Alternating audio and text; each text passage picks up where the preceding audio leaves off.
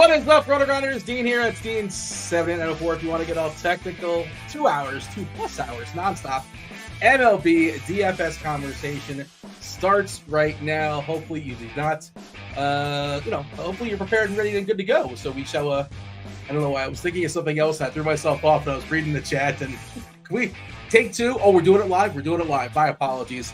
It's myself and Chris Kirkwood. Kirkwood, Kid Yahoo, leader of Juggalo Nation. I'm kind of surprised, Kirkwood, that you're here today because, of course, you know this. The people don't. But this was the 24th anniversary this past weekend of the Gathering of the Juggalos. I don't know if you were able to – maybe you're there in spirit with the Gathering of the Juggalos, but I saw some of the pictures online, and it looked like people had a great time. Great time. I missed out. I was not there, but welcome. You never know. It's been a terrible weekend. I had to, ever since you have the kid and we had to weigh it, like, should we really bring our almost 2-year-old son to this, And so we just probably not advised. Just couldn't make it happen. I'm proud, I saw some really great people there with a really nice tribute to a woman that lost her husband. I thought was just incredible. It just speaks to the loyalty and the welcoming and the openness of everybody out there. So I hope they're all having a great time and, hope to be there with, maybe even bring you along in the next time I go to one. The next RG party we're going to have at the Gathering of the Juggalos in 2025. Book it. Let's do it. I see Tim in chat. Tim's on board. Maybe. Well, TJ, we have Dave. Dave's in, Chief's in. We've got chat. Chat should. Who knows? There's no way Dave goes to this. There's absolutely no chance. We have TJ producing today, by the way, because I don't know if you saw producer Steve there. Yeah, theoretically, you guys took a picture, but good Photoshop skills there. But Dave will be on later. You can ask him later if he wants to book this a year in advance. I probably wouldn't do that because I might throw off. But you get Dave later as well as Will. And I believe, Tim. Tim is also hanging out in chat. So he's in the bullpen warming up, jumping in for crunch time in an hour and 10 minutes or so. We got TJ producing. TJ, of course, you can pop in. There you go. I was going to say you can pop in and right there, right on cue. Says hello. I'm sure he'll give his takes on the slate as well at some point. Because producer Steve, at like 1 o'clock in the morning, was tweeting about throwing up. So there you go. Hope you feel better, Steve. Tweet Steve. Fun fact. People don't know this. What's that? Steve was actually at the Gathering of the Juggalos. Oh, is that? You're saying that he had a little too much Fago? Is what you're saying? That's connect the dots. You can connect. Yeah, I have no idea. I did not see any proof of that, but okay. Hopefully he's we want him to feel better though. Apparently he was thrown up in the middle of the night, so we got TJ filling in, and a perfect time to fill in. I know you're excited, Kirkwood. TJ's excited. The chat's excited. They're already talking about it. What's up, chat? Hit that like button. You want to subscribe? You want to turn those notifications? It's Monday, which Kirkwood, what does that mean when it's Monday? You know what it means, right? Brokeback Mountain. Well, okay, it means it's Movie Monday. Oh yeah, that's it. Yeah. And we're 5 months into the season, whatever it is, the people should know at this point. But if you're not aware, Movie Monday, I give 5 individual clues. Producer TJ is going to drop them every 10 minutes or so. Every time we get a new clue, you jump in the Discord channel, RotoGrinders.com/Discord, jump in the live stream chat channel. Tell me what movie we're talking about. Be the first person to tell me what movie we're talking about. You get yourself a week free of RG Premium. Since we're on it, and Kirkwood, again, if you know the answer, don't blurt it out. Let's not spoil it for the people. But the first clue is Aaron. We'll go ahead and scroll that at the bottom. Again, let me know what movie we're talking about on a Movie Monday. Aaron? Yeah, Aaron. Okay. Yeah. Again, you probably know it. You're pretty sharp. You're a sharp guy. But I've never gotten one of your movies, and I never will. One of these days. I did send the entire list to producer TJ. So I didn't send him individually, but he did know the answer when he saw the entire list. So, when people say it's too difficult, TJ got it very, quickly. He answered me. Maybe we should write it down, and write each clue down. Maybe it's something like that to visualize, like, get back to the old pad and paper, it's funny you say that because you took me a peek behind the curtain a little bit as far as I didn't realize you have notes and stuff Like I have notes in my head. Like I'll make little notes here and there, but for the most part, a lot of it's just kind of, it's just stuff that's in my head as far as, stats. And of course I like to pull up my pages and the play IQ and all that kind of stuff. But is that how you tend to learn? You learn better when you write stuff down? Yeah, absolutely. 100%. Yeah. I wonder, because some people are, visual learners. Some people just, it's just better when they reinforce it, writing it down. Some people like to hear, like I get information much better from like a podcast as opposed to like reading an article. I can't read anymore. I don't have the patience to read. It's the only thing I can say I've read in like the last 5 years is like the longest is like Dave Cheese's articles. And I like appreciate the fact that he puts in the clip notes at the end now, because I so you can't even read the entire article. You're just scrolling down to the clip notes. I can't focus anymore. It's crazy. Maybe we should make that a poll. Like, how do you digest information best? Hearing, reading, or no difference? I don't know. TJ, if you have the ability to make a poll, I don't know if you do or you don't. I'm not sure if you have all the bells and all the whistles, but maybe we can throw up a poll for the people. I'm curious if which one of us happens to be the outlier. There was a time where I was I didn't think TJ does not have the ability to make polls, unfortunately. Well, we could do a straw poll in chat. Dean, here's a suggestion. Yeah. Write down TJ doesn't have the ability to make polls. And if they ask him to do it next week, then that doesn't work for me. That's your cheat code. It's not my cheat code. Still not going to make the polls next week. Why are you not poll worthy? I don't understand why they can't. I'm just not signed into the RotoGrinders YouTube account, and you would have to do it like from the YouTube account. I'm in through StreamYard, where it's like I set the events. It goes streaming to not just YouTube, but Twitch and Facebook and Twitter. And so I don't have the ability to. I don't have the YouTube password. I'm sure I could ask Devin or Steve for it and then just get it, but I'm already signed into multiple different YouTube accounts for Agents of Fandom stuff. I don't need another one on there. Fair enough. Kevin Roth, by the way, not going to be on later. No weather issues, really. I dropped that in chat for the people who missed it. Basically, nothing going on weather-wise, but I do want to mention Kevin Roth. I don't know if you've been following this, Kirkwood, leader of the squad. He's got 4 W's in a row. If you've been following the squad ride, crushing it all weekend. He's got one more in play if you're in the squad ride channel. It's actually a plus bet, too, I believe. I'm not sure if the odds have changed on it. But when it was placed, it was plus 140, and it has to do with the polar bear. Pete Alonso, 9-gamer tonight, Kirkwood. Wait a minute. You're shouting out Kevin Roth. How about you tell the people that who you DM'd on Saturday night to do a parlay you were looking for, and did someone give you a winner? Yeah, you know what? I meant to do this, and I feel bad that you felt the need to poke me and tell me, but I should have known this on my own. Correct. But I did. I expect nothing less from you, Dean. No. I would typically give you the credit, but I did slide into Kirkwood's DMs. My sports book was giving they gave me a promo for like $100 back, whatever, if it happens to lose, for a 3-teamer, a 3-legger for UFC. And I know you're a Kid Yahoo, leader of the Juggalos. You're also a big fan of MMA. You follow those streets, and I just DM'd you, and I know you hit them pretty hard as far as the book. And yeah, I asked for a couple winners, and you gave me, and you didn't pull the Alex Caruso and give me a minus 1,200 and take a victory lap on that. I gave you 2 dogs and told you just to mix it with, just do it with one of the high, the absolute. I picked the big favorite, but you gave me 2 guys that were like plus 120 or 130 or something like that. And it worked out well, so I do appreciate it, Kirkwood. Thank you. It was easy. It was never in doubt either.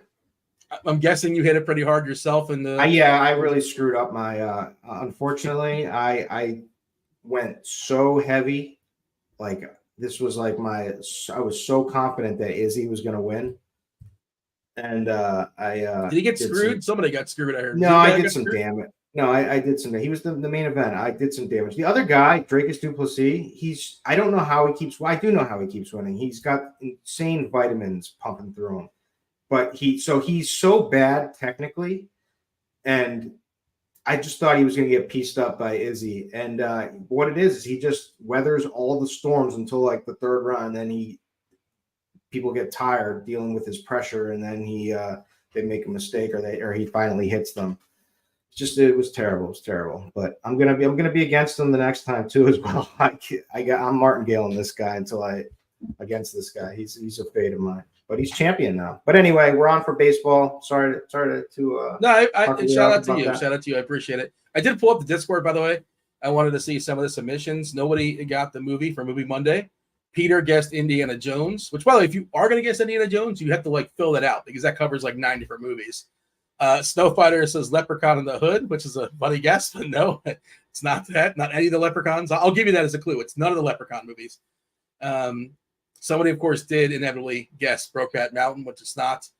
Dunk says, thank you for smoking. It's not that, and it's not something about Mary, but we'll go ahead and one of my favorites right there. Something about Mary, one of my favorites. I haven't seen it in a long time, but I remember it was a fun watch. It's just been a long time since I've seen it. But I don't know if has it held up? Have you seen it recently? 100%. It's an all timer. Clue number 2 is Saturday. So we got Aaron and we got Saturday. Saturday is clue number 2. Go ahead, get your guesses in. Let's go ahead and talk about tonight's 9-gamer. We're here for an hour until crunch time comes in. Plenty of time to knock this out. No really clear and obvious offense. I mean, maybe you tell me otherwise. I don't really see a clear and obvious offense. I see kind of an upper tier. We'll talk about tiers later. Kansas City probably is the team that has the highest total. They do have the highest total, about 5.5 or so. Bregman still not playing baseball tonight for Houston. He's still out of that lineup. We do have Yordan back after his rest day. We're expecting Max Muncy to play baseball for the Dodgers, but we're also expecting Fab Five Freddie. No Freddie Freeman. He's out he's got a finger, I believe. Atlanta, not in the slate, but just worth noting. Austin Riley essentially out for the season. They said 6 to 8 weeks. For our purposes, he's essentially donezo for the year. Pitching wise, we have some pretty defined chalk. It's kind of fragile, sort of fragile chalk. You tell me. I'm curious what you think of this slate because, Michael King, Kikuchi, Bradley. It's kind of a 3-man race for me. If you want to throw Gaussman in that conversation, I suppose you can, but that's more on his historic stuff as opposed to this year. This year has not been special. Kyle Harrison, discount price, taking on, the terrible White Sox in a great ballpark, but he's obviously not as good as those guys, but, going to get pumped up because of the matchup. How do you see this slate overview-wise, offensively, pitching-wise? Do you really love anything? I don't love anything. I'm willing to listen.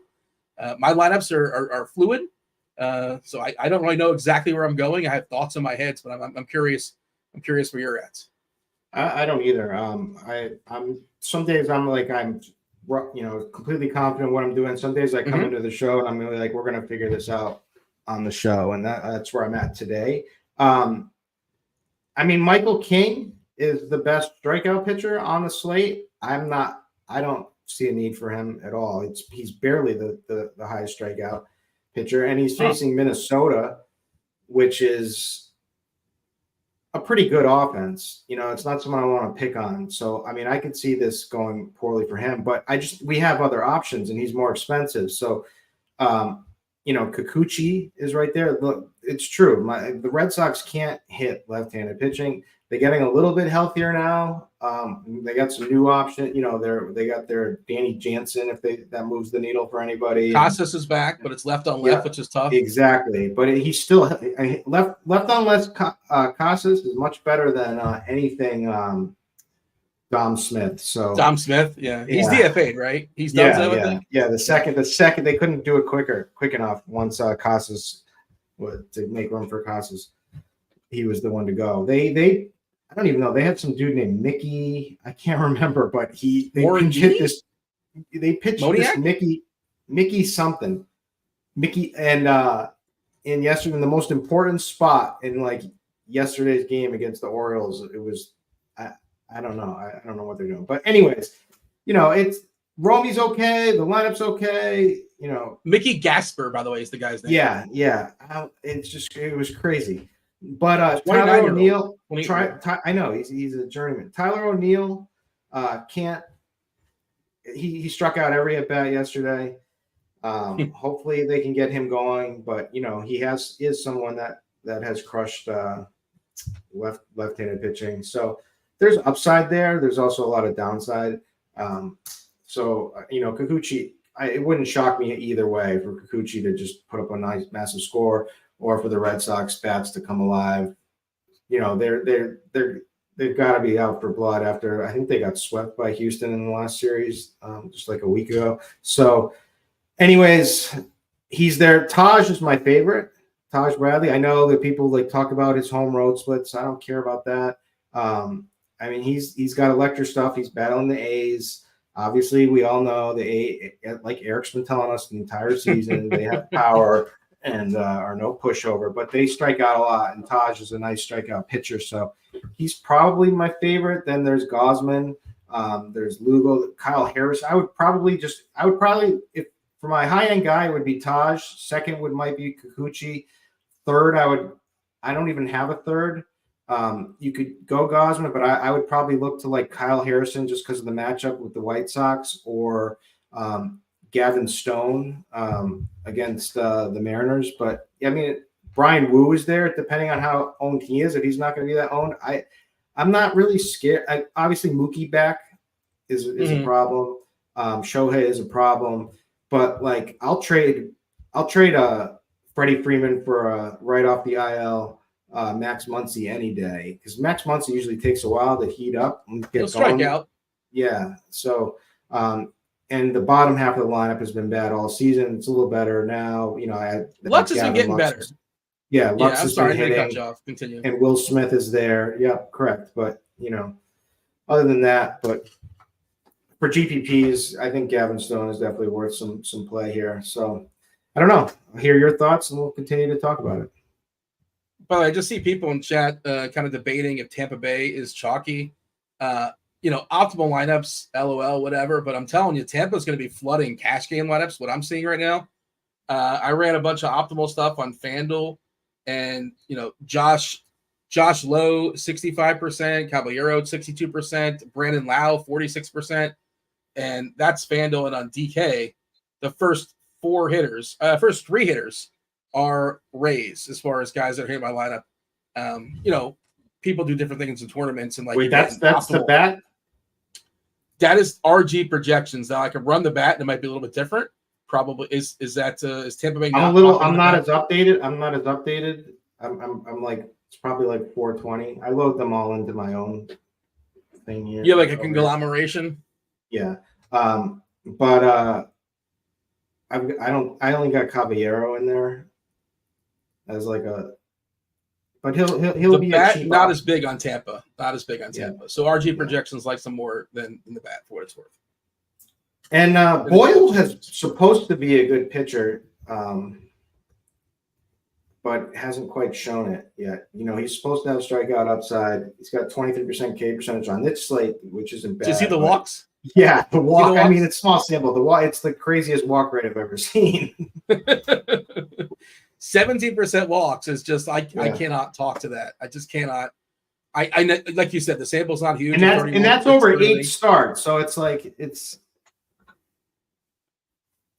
It's I'm not playing him if that's you're kind of considering. And I understand. I love stacking against pitchers that have walk issues. I would imagine Silverback in chat says I'm riding with Boyle. I just don't see it. I cannot roster pitchers. Besides the fact he's been terrible, right? He just walks everybody. Also, it's not a great leash, right? Maybe he throws 85 pitches. We'll have that conversation as far as pitchers, but yeah, I kind of hinted at it when it comes to ownership stuff. And you sort of talked about it as far as K stuff as well. The biggest K percentage of the slate is Michael King, 28.7%. I need him in my I advanced in a best ball on DK. We're in round 3, and I have so many hurt players. I desperately need Michael King this week. 28.7%. Taj Bradley, like you said, 28.5%. There's Kikuchi, 27.4%.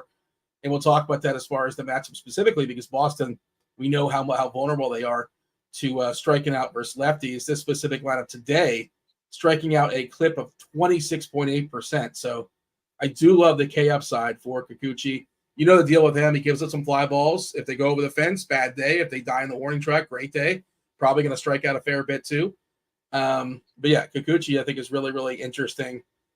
Ownership wise, amongst those three, we currently have it at 35% King, 33 Kikuchi, 26 Bradley, Gausman 23, and like I think Gausman's the worst amongst those four. Just I understand the history. He's been good historically, but 33, 34 at this point, he's getting up there in age. It's late in the season. I think he's my least favorite amongst those four, and that's kind of where ownership is as well. I mentioned Harrison at 21%. That's kind of where we're at as far as our pitchers. It's not a great pitching pool. There's some like Boyle is getting 12%. Dane Dunning is out throwing baseballs tonight for Texas. It was expected to be Urania earlier. Giving him 84 pitches. I wasn't really sure how stretched out he would be. Lugo is just really expensive, and he's not this great strikeout guy, but he's been like efficient this year. Also pretty sure he's been lucky, right? Yeah, like his Sierra's at over 4, the ERA is just around 3. And you mentioned Wu, another guy who's been incredibly lucky, but he throws strikes, 2.5% walks, not a big K guy, 19%. Just keeping the ball on the ground, not giving up homers, 4.7% homer to fly ball. Probably due for some regression. That's why the ERA is 2.06, 3.88 as far as the Sierra. Shannon says Rogers has been awful. Yeah, I can't play Trevor Rogers. I know Baltimore traded for him, and they must have saw something. And I've seen glimpses of Rogers, but I got to see it in a Baltimore uniform. We haven't seen it in a while. Too wild and not enough strikeouts. Besides that, I'm not playing Rogers. You're probably playing one lineup tonight, I presume. Is that right? Yeah. My guy J3 says Dean is my guy, but he's not a fan of the elderly for some reason. He's very averse to the elderly. Well, when it comes to rostering players to do things that are athletic, if I'm looking to roster people to greet me at Walmart, then I'm in. Walmart greeters. So you didn't play Charlie Morton yesterday. Who? Charlie Morton? Oh, no. Did I play MLB DFS yesterday? Yeah, you probably didn't play the MLB. I played a little bit. I just played a taste, but no, I did not play him. No. He's like 40, right? He's so up and down. He did face the Angels though, but I did not play Charlie Morton. Someone made a good point in chat for Taj for me to look up the A's over the last 3 weeks. I put them in since July 1st. I just made it easier on myself. And from a K perspective, and they're 19th in K percentage, only 21.3%. But I still give credence more to over the whole season, and just if we look up, on Plate IQ, if we do the projected lineup. But you said Gavin Stone. I'm sorry. Did you finish your thought in Oakland? Yeah. They're talking about Stone in chat, and he's just somebody I basically never play unless the slate's telling me I have no other options essentially, or it's a small slate. I know Seattle, they give you some strikeouts, right? Stone's not a great strikeout guy.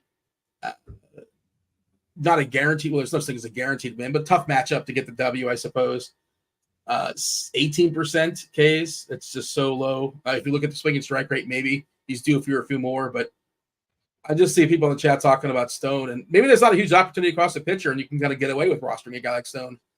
He's not somebody I'm going to be putting in my first lineup or my second lineup. I don't think I'm going to put him in any of my lineups. I don't make a lot. Is he someone? I thought you mentioned him. Is that basically? I don't mind him. So he has. So the swinging strike rate is there. He has an arsenal. He doesn't throw what I like. He throws 95 miles per hour, which is enough for me. That's kind of like the rink. I hate the guys who throw 92, but they have to have something that with their command that they're really good. And that's what he's kind of lacking is the command, but he has the full arsenal of pitches to be able to get strikeouts. So I still kind of believe that he's better than he is and better than he's shown. And then you just hook up with the matchup, with Seattle and the way that they strike out. So, and he's cheaper, right? What is he? I believe he's 7.5. Yeah, 7.5 on DK. So he can make some stuff work. So, I'm always looking to try to, even if the guys are if they have potential and they haven't shown it to the way, I'm more apt to take them. I crash and burn with a lot of my pitchers. You guys know, I'm always that's more like the way I play is I put a lot on like the pitchers I use. And like, that's why I'm not so scared of playing chalk, because I'm usually with like non-chalk pitching, but it all depends on the slate. But so like on a slate like this, I'm trying to look like manufacture some upside, that hasn't been there. And I think he fits the bill. Jose is asking about what about Matthews? How do you feel about Zebby? I love Zebby. I played him in his first start. I'm high on him. He's got everything that you need. He went. The problem is he doesn't have pitch count yet. That's a big problem. But he went 5 innings, and that's a organizational thing too at Minnesota. Yeah, 5 innings. He had 5 Ks, a little light, but it was against the Royals. It was a tough first matchup, and he did well. And I would expect him to be better in this start. After the opening jitters in the first start there, he's got it all. So this is a guy that I'm high on, and he has the potential to be up there with the top rookie pitchers. And I'm not, Skeens and Jones, like maybe not Skeens per se, but he has that potential. And so his second start is certainly a start that could do it. This is a decent matchup. The matchup against San Diego, though, Kirkwood, like 18.1% collectively strikeouts. San Diego is gutless to me. First time seeing them. Yeah, but they're gutless. But they pop out and they ground out. They don't strike out. Yeah. You can still they're back on my. They're back on my. I lost money on them recently, so they're back on my gutless list. When was the last time you updated the gutless power rankings? I feel like it's been a while. Yeah, I didn't. No, it's not on the site. It's just in my head.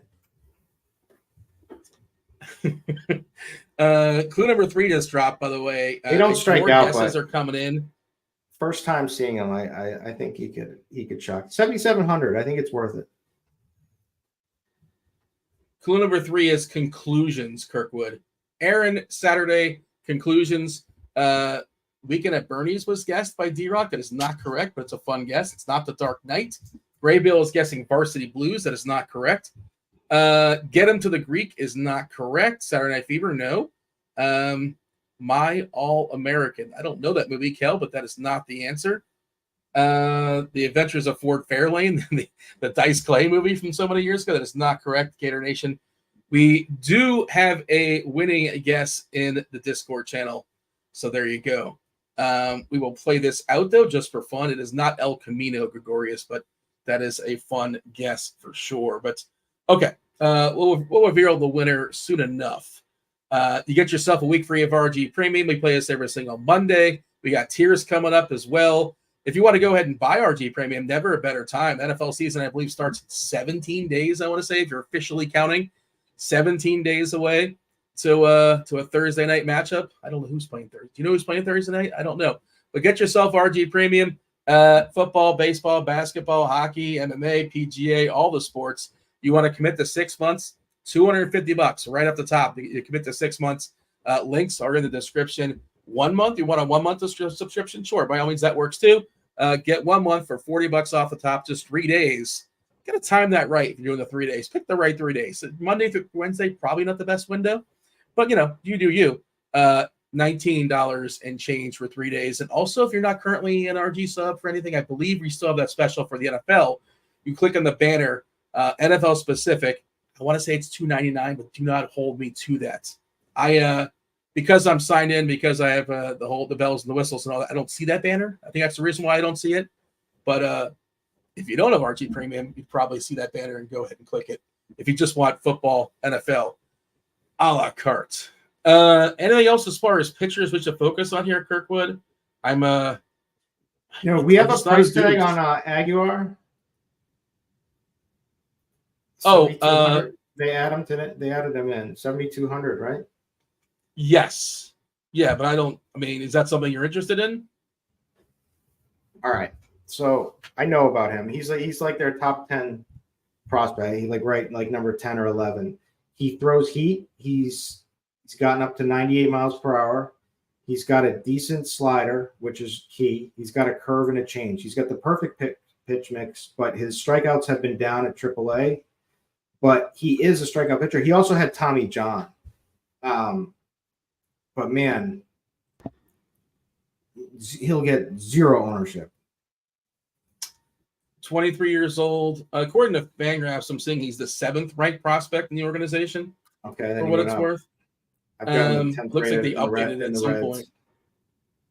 Which, I think mine might be updated and Fangraphs might not be. But okay, so you're saying he fell back? Yeah, I was looking at the minor league stuff and I was not terribly impressed. Yeah, in AAA, he didn't. He had a 20% K rate in AAA, less than a strikeout per inning. So, but he has honed in on it. On his, I mean, this kid is going to be a strikeout pitcher. I promise you. So, I mean, it's tough to do in your first thing. I don't know. I like to get weird at pitching, so I might take a chair of him tonight, but we'll see. I mean, do you like him better than Stone? He's basically the same price as Stone. Is Matthews as well? I like there. These are the kind of guys I'm trying to take. No, Stone is somewhat. I mean, obviously more proven, but that hasn't fully done. Zebby is going to be probably a better in the long run than any of them, but I think he could be pretty good. I mean, Toronto could absolutely feast on him as well. Maybe he's not ready, but I don't know. These kids in their first time starts, if he has the pitch count going, they can do numbers. Yeah. I mean, I'm not afraid of Toronto. I guess the argument also is like, what's the opportunity cost? Because I don't think really any of these pitchers. I guess you can see Kikuchi striking out 9 or 10. I think that's possible. King could probably strike out 6 or 7, maybe 8. But it doesn't really seem like you're going to win this slate because of pitching. And you also mentioned Bradley. TJ's telling me I should be afraid of Toronto. You know, TJ, before we pivot and start talking some stacks and some bats, did you want to give your thoughts quickly as far as pitching? Did you have anything you want to chime in on? I assume you're playing this evening? Yeah, playing 151 nips like usual. Kept a pretty tight pitcher pool, but I have a lot of cheap darts in there as per usual. So Kikuchi, King, and Bradley are all tied for my highest owned. I have 33% of either of them.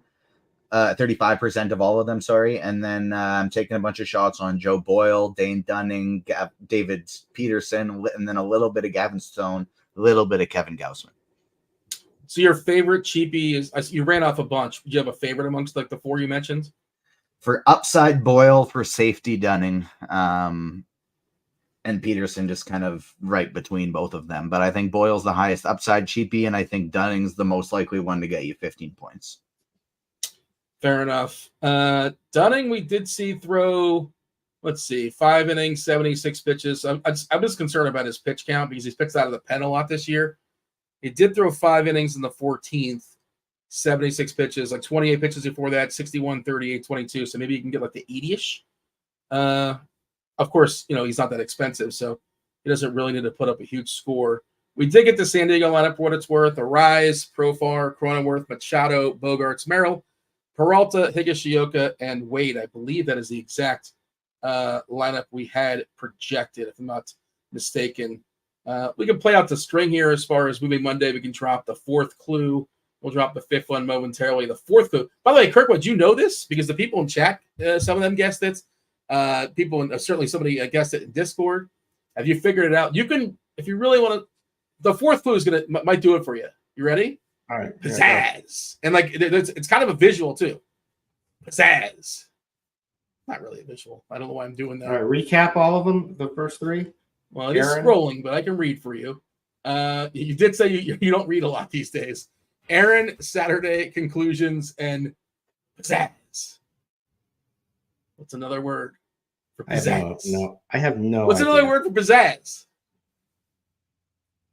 Chutzpah. No, chutzpah's like balls, right? Like, I think that's what that is. The chat is helping you along if you are reading the chat. Yeah, so feel free to cheat and look at what the chat has to say. Flair? Yeah. And is there, if you're going to say, there's one movie that Office Space? automatically, there you go. All right. So what were the other ones? What's Aaron? That was her name? There's a baseball player named Aaron Judge who's really, really good at hitting baseballs. This is a baseball show. The writer and director of the movie, his last name, it's Judge. I thought you were going to complete that. His last name is Judge. I would never know that.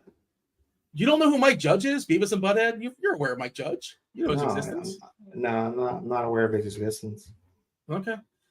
Saturday is I'm gonna need you to come in on Saturday and Sunday too.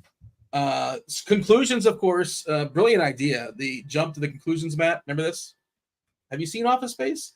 Probably not since you've seen Something About Mary. The old jump to conclusions, Matt. Yeah. There you go. Pizzazz was Pieces of Flair, and the last one, just kind of handing it on a platter, was Stapler. Yeah, I would have got Stapler. Yeah, I gotta come in and say, for one, I got a couple of bones to pick with chat today.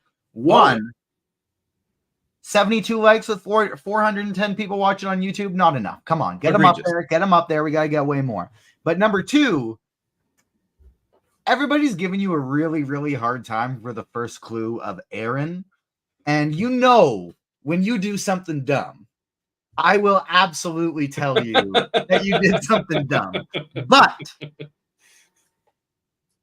the first clue is supposed to be hard. We don't want you to get it on the first clue. People are saying Izzy is usually a positive guy in chat, but Izzy is complaining and saying that the first clue should have been Stapler.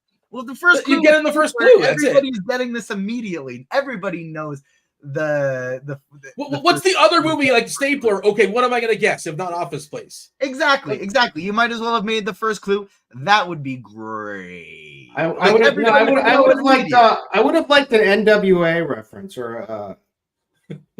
I almost went with that, or like I was going to go with. Was it a fax machine or was it the printer? I think it was a fax machine. Copier. I think there may have been a fax machine. The music in that movie was great, and I was trying to think of some of the songs, but I couldn't quite get there. I was going to do like just when he's in the car, when he's in the car rapping along, and then he has to roll up the windows. Yeah. Hypnotize. I was going to go with. There's a hypnotize scene I was going to go with. There's a lot that I was debating, but two women at the same time. Yes, I was trying. You should have said menage a trois. But then I realized I was on with the show with you, and I'm like, it's probably not. I don't know where that's going to lead. So I'm just going to walk that one back. Do you want to give me the summary as far as pitchers? We're going to talk some stats. No one's going to like my summary because no one wants to play these guys that are like 2%, like I might end up doing. We'll get both sides of it. Say like this is what you should do, and this is what I'm doing. Yeah. So I like Taj is my number one. I get it, King. I mean, because he's $1,000 off King. I believe in him as a pitcher, and I'm fine with the matchup here. It's somewhat of a boomer bust matchup, but that's the side I'm siding with here. Michael King, sure, that's your chalk pitcher, but it's tough to get a ton of bats with him. Kikuchi is just priced right. You get the Red Sox, who have just performed horribly all season against lefties, and he's a good pitcher. He's a good strikeout pitcher. So I get that.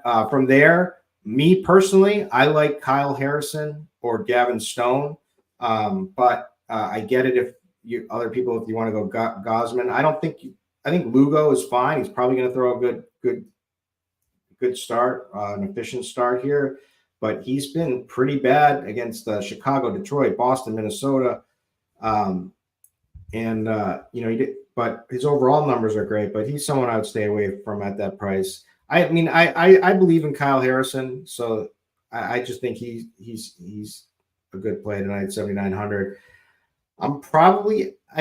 Sell me more on Dane Dunning. I think it's the price is the best sales pitch on him. I'm guessing. I'm not really loving it. The guy hasn't cracked 10 fantasy points. The guy hasn't cracked 10 fantasy points since June 16th.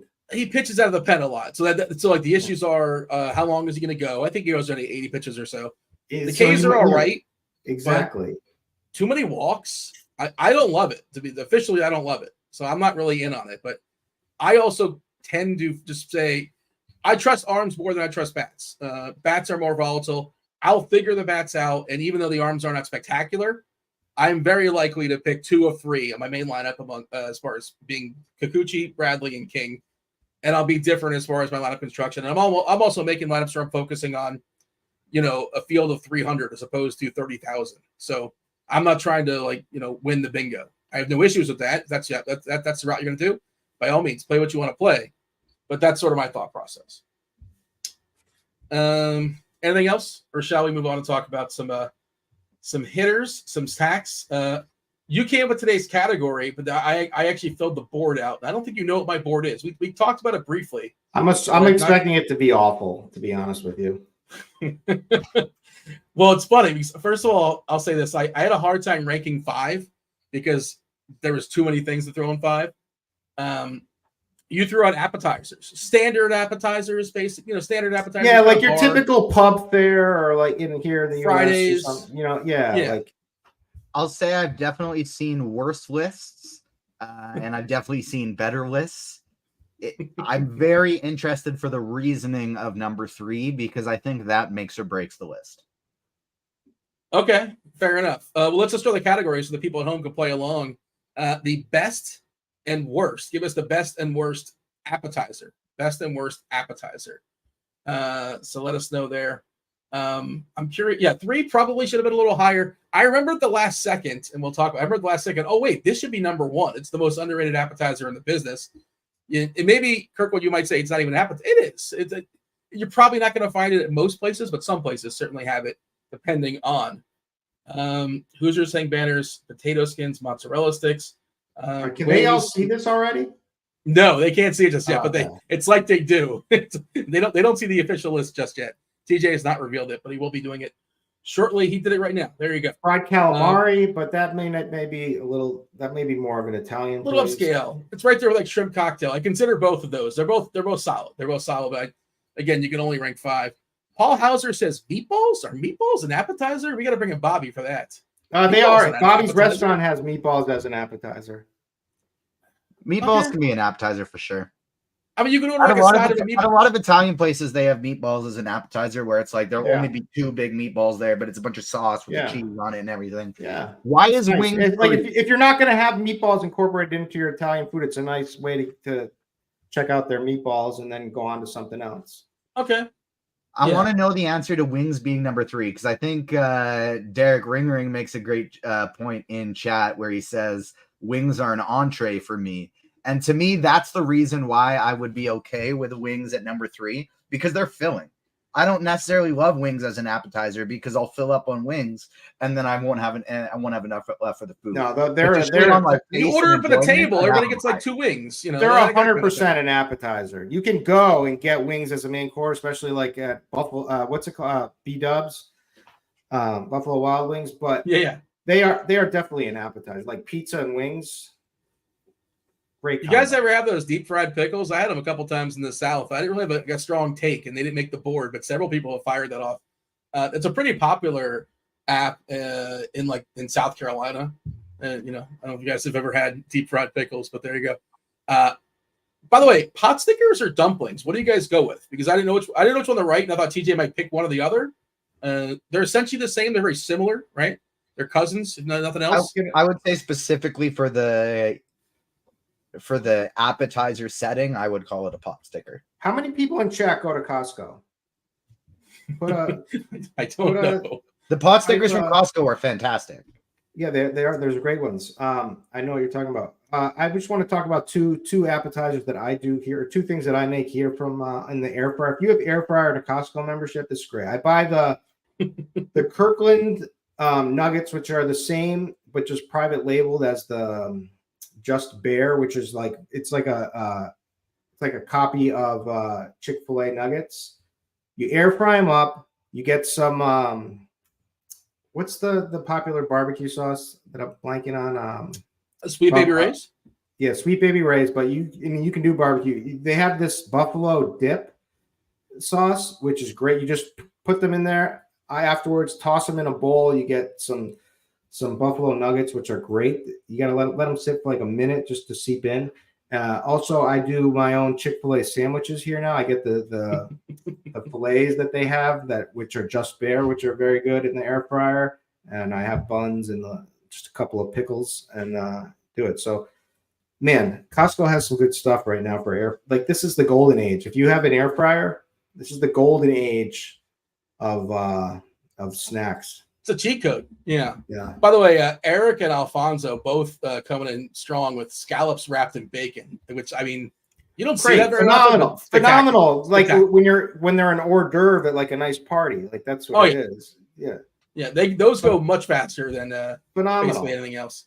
I think so hungry. I need us to move to Stacks. I'm so hungry right now. I can't wait till the end of crunch time. By the way, wings are just kind of messy. That's the reason why I put them third. They're kind of messy. You know, you need some wet naps. So that's why I put them third. They're fine. They're fine. A little overrated, but they're fine. Let me mozzarella sticks. You can't really screw up mozzarella stick.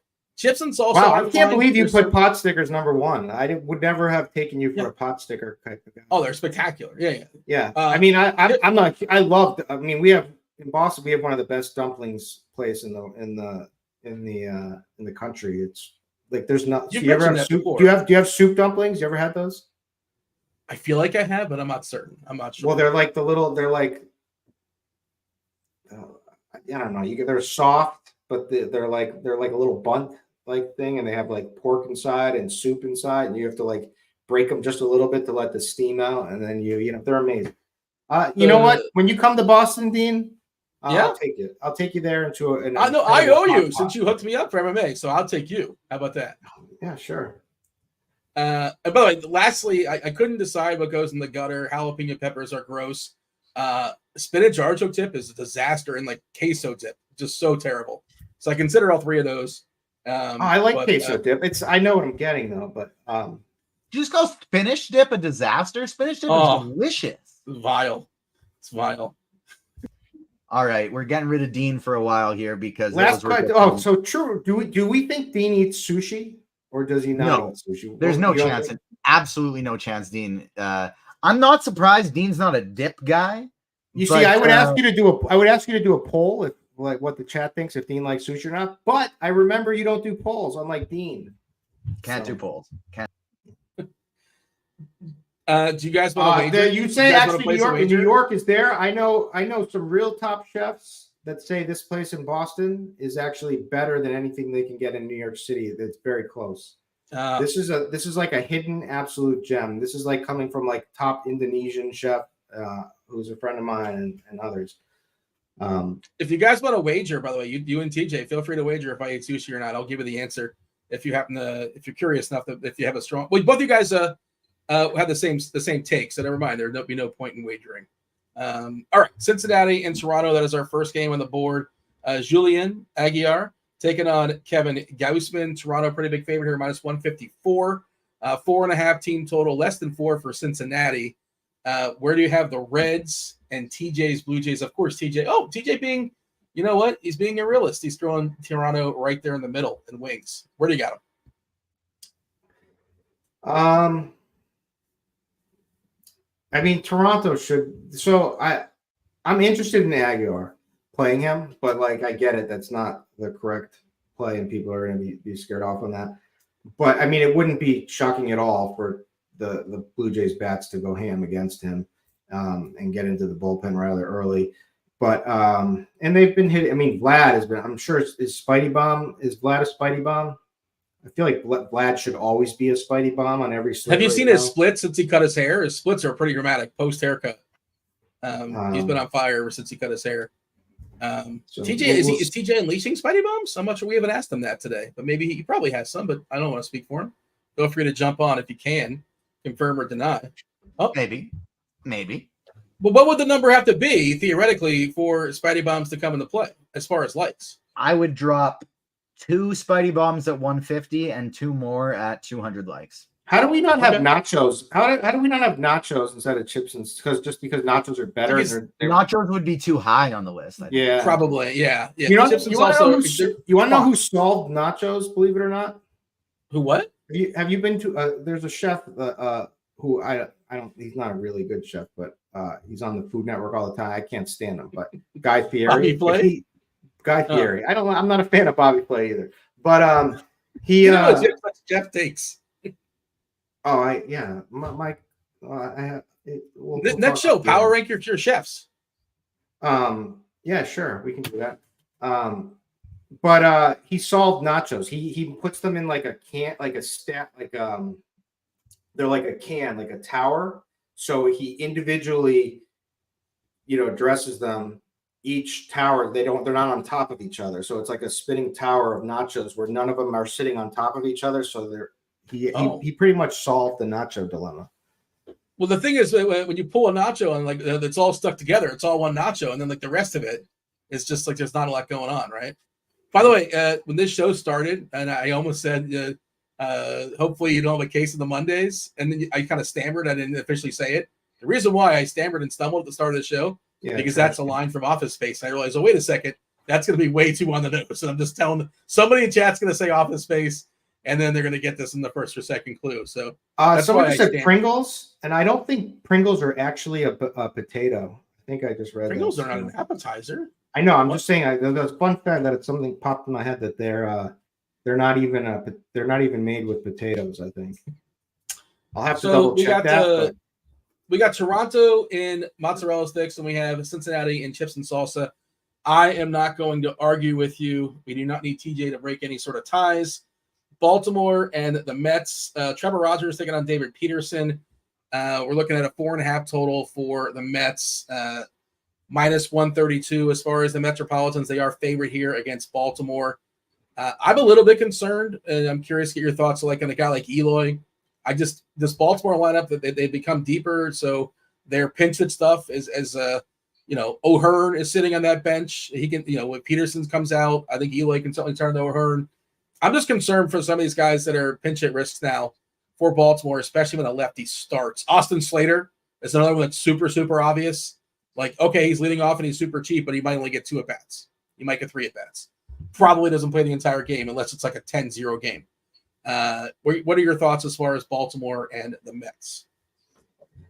I'm not. Baltimore has not been as high. Gunner's heating back up right now, but was on a massive slump. I think Peterson is an underrated pitcher personally, but tougher ballpark, like you said, a lot of pinch hit risk, and like some guys that aren't that. I mean, Eloy is just not great. Austin Slater is not great. Jackson Holiday, they have him down at number 8. Is that correct? Yeah. No, he's actually batting 9th, left on left. Yeah, crazy. But only 2. He'll only get 2 at-bats versus Peterson, almost definitely. I would be really surprised if Peterson gets to a third time around.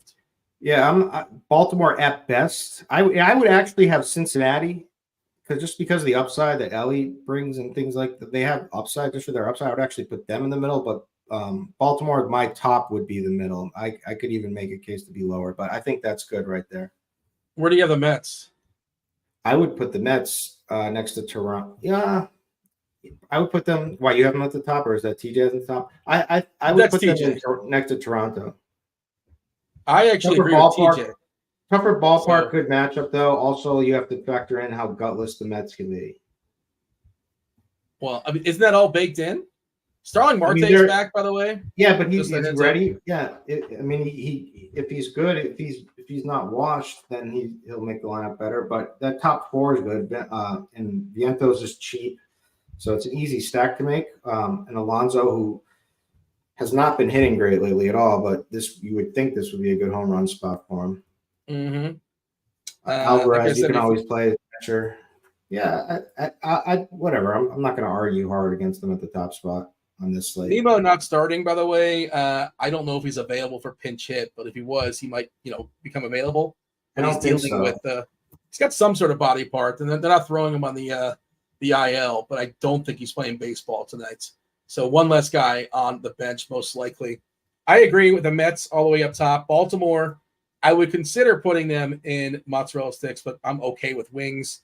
TJ, if you have any issues, if you want to move Baltimore up, I'm okay with that. You clearly agree with me.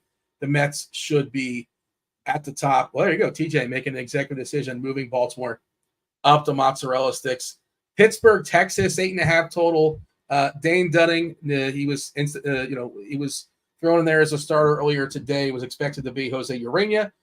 Dunning taking on Luis Ortiz. I like this Texas side a good bit, as much as you can on this slate. Wish Young would be better. He's not been good since he came up, but Seager looks spectacular. Adalis is cheap. They probably should be, just because he has not been his normal historic self. Where do you have the Pirates and the Rangers? Ortiz versus Dunning. Not high on the Pirates, although mini stacks are definitely in play. Joey Bart is a good catcher play. O'Neal Cruz, you can always play. Reynolds. So I do like that, like 2, 3, 4. But obviously, but I would put them in the middle just for the way that I like the mini stack on there. But the lower end of the lineup, I want no part of. Texas, I would put them in the second tier under. I can't even see it, but in mozzarella sticks. Under mozzarella sticks, which mozzarella stick? Interesting, like have you ever? I'm thinking you've had like fresh made mozzarella sticks, right? Like not just like from the freezer into the fryer, regular fryer or whatever. Like you ever been to places that make their own? I mean, a place that boasts it. Yeah, I suppose. Yeah, sure. And it's tough to have a bad mozzarella stick unless it's cold. That's what I was saying. Yeah. Yeah. I mean, it's fried cheese. Like, how do you screw that up? Yeah. How do you make that bad? People in chat were besmirching mozzarella sticks. Yes, you got Texas and mozzarella sticks and Pittsburgh and wings. I am good with that. I would consider throwing Pittsburgh down, but yeah, I'm not going to argue with you. It's I just like that 2, 3, 4 a lot. No IKF for you leading off. I mean, you could, but like, what's the upside there? Little revenge, little revenge in his blood. I don't remember him playing for Texas. Was that earlier this year? I think of him as like a Yankee. That's when he was playing for. He was always for Texas. Okay, I'm forgetting. Just was not terribly memorable for me, I suppose. Angels, Royals. Royals look like the biggest favorite on the board, -250, 5.5 team total. Carson Fulmer and a really bad, really rocky bullpen. They do have Joyce there for the Angels. He's like, that dude throws 104, and he goes like an inning and change sometimes, but he doesn't come in unless they're winning, of course. I don't know if you've watched them pitch at all, but he's tough. It's a tough AB, but the rest of them are pretty nonsense as far as the Angels bullpen arms. Lugo, Fulmer, we got Massey leading off for KC, Massey, Witt, Pasquantino. Did you see, it was Players Weekend? Did you catch the Players Weekend stuff? And part of Players Weekend, they get to have like these fun bats. And Vinny Pasquantino, he had a Pasquatch bat. Did you happen to catch this by chance or no? No, I didn't. No, well, it was a lot of fun. Fun was had, and I believe he homered with it too, if I'm not mistaken. Some dude was actually the guy in the Royals was swinging with a crayon, yellow crayon, and he had a couple homers. I think he only plays against lefties. I'm forgetting the guy's name, but he's not in the starting lineup today. Where do you have the Royals and the Angels? I have the Royals number 1, and Fulmer, very hittable.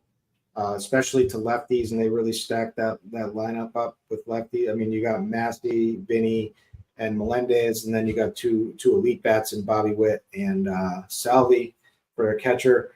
And Melendez is still cheap, I think. I have to assume. Yeah, 3-4. Yeah. So that's easy right there. So I like, they're my favorite. It's just that it's nice hitting weather. The problem is the wind's blowing in a little bit, but as far as the temperature and dew. This is the hitting spot. So I like that. So they're my number 1. Devin is reminding me Blanco. Blanco is the guy who hit like 2 homers and 7 RBI this weekend, known as a speedster mostly, but did not crack the lineup today because typically he only plays against lefties. No Hunter Renfroe as well. I'm just noticing now. Somebody missed it earlier. Hunter Renfroe not in that Kansas City lineup. Frazier in there. DeYoung's in there. Okay. We have DeYoung has upside. He's got like 20 homers. He has 20 home runs this year. It's a cheap source of power. Whereas homer hunting on the cheap, I don't mind it. And also it's third base. It's not shortstop where your shortstop is loaded. We're talking about lineup construction. Of course, crunch time, they're going to come on. They're going to go around the horn, and you're going to hear shortstops are really, really good, and third base not nearly as good. So I don't mind it. Of course, he's buried in the 8-hole. They pinch hit for him sometimes as well. But what do you want? What do you want for 3-2? Somebody to complete your stack, or it's a homer hunt. I do not hate it at all. Agree with you, by the way, as far as Kansas City.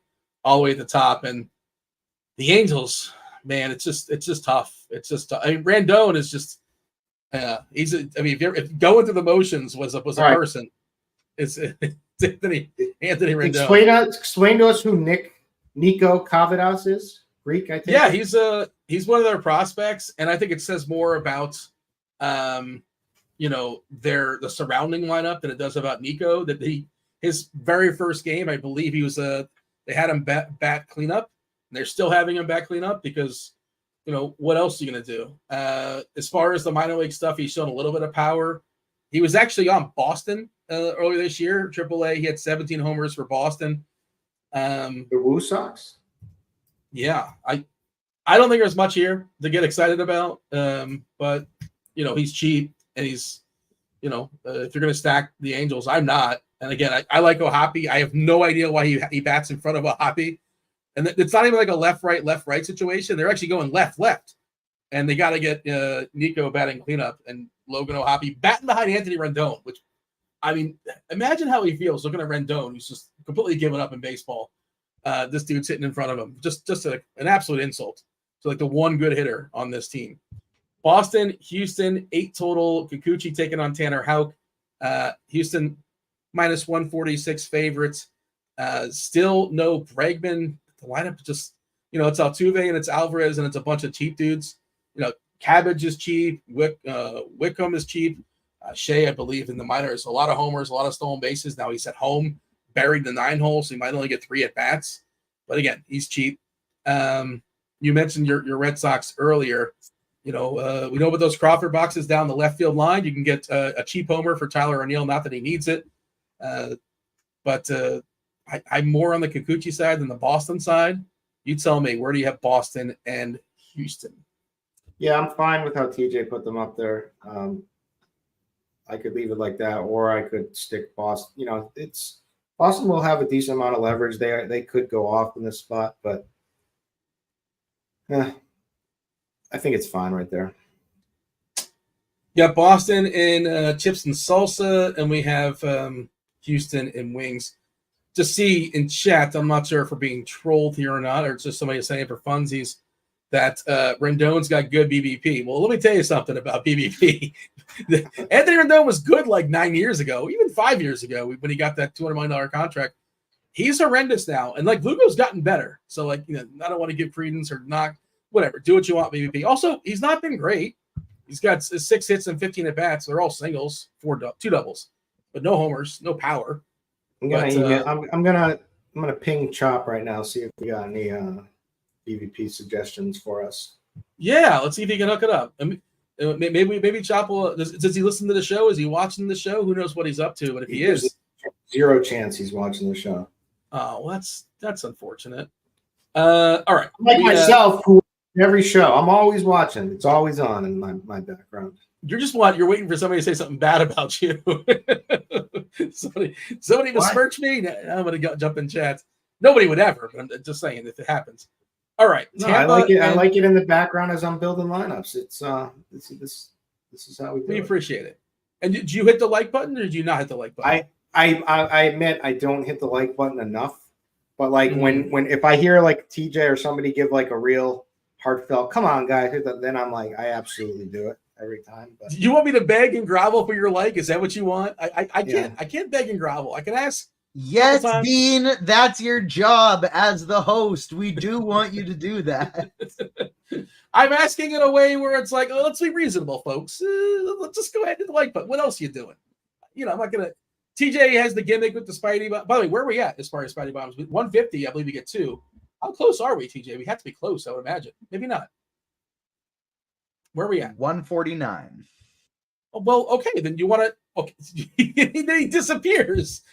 Like somebody's going to hit it in the middle of that sentence. All right, well, Spidey bombs are incoming. 2 are going to be scrolling, I imagine, momentarily. I don't even hit my own shows. I should do that, huh? Well, I mean, maybe you don't like the show. That's fine. It's your own personal opinion. I just hit it with a like. Tampa, Oakland, Bradley, Boyle, 7.5 total. Tampa was kind of popping. There's some cheap prices. A lot of Tampa's cheap. That's part of the reason. Boyle is also locked in for 9 against Oakland. Outside of Miller, that bullpen's pretty pretty vulnerable. Almost a 4 total. Again, the ballpark stinks, obviously, but Tampa, they're used to playing in a terrible ballpark. We have Bradley versus Boyle. Where do you have the Rays and the Athletics? I'm big on Taj, so Athletics are at the bottom for me. But I do like Tampa enough to put them. I'd probably put them in the just because of the ballpark. I mean, I think this is like a mini stack situation, so I'll put them in the middle. But I would play Caballero as a cheap punt. Brandon Lau, obviously, always home run hunting with him. Good spot for that. Morel could do something. Lowe could do something. Caminero, I'm not so sure about, but he's got speed.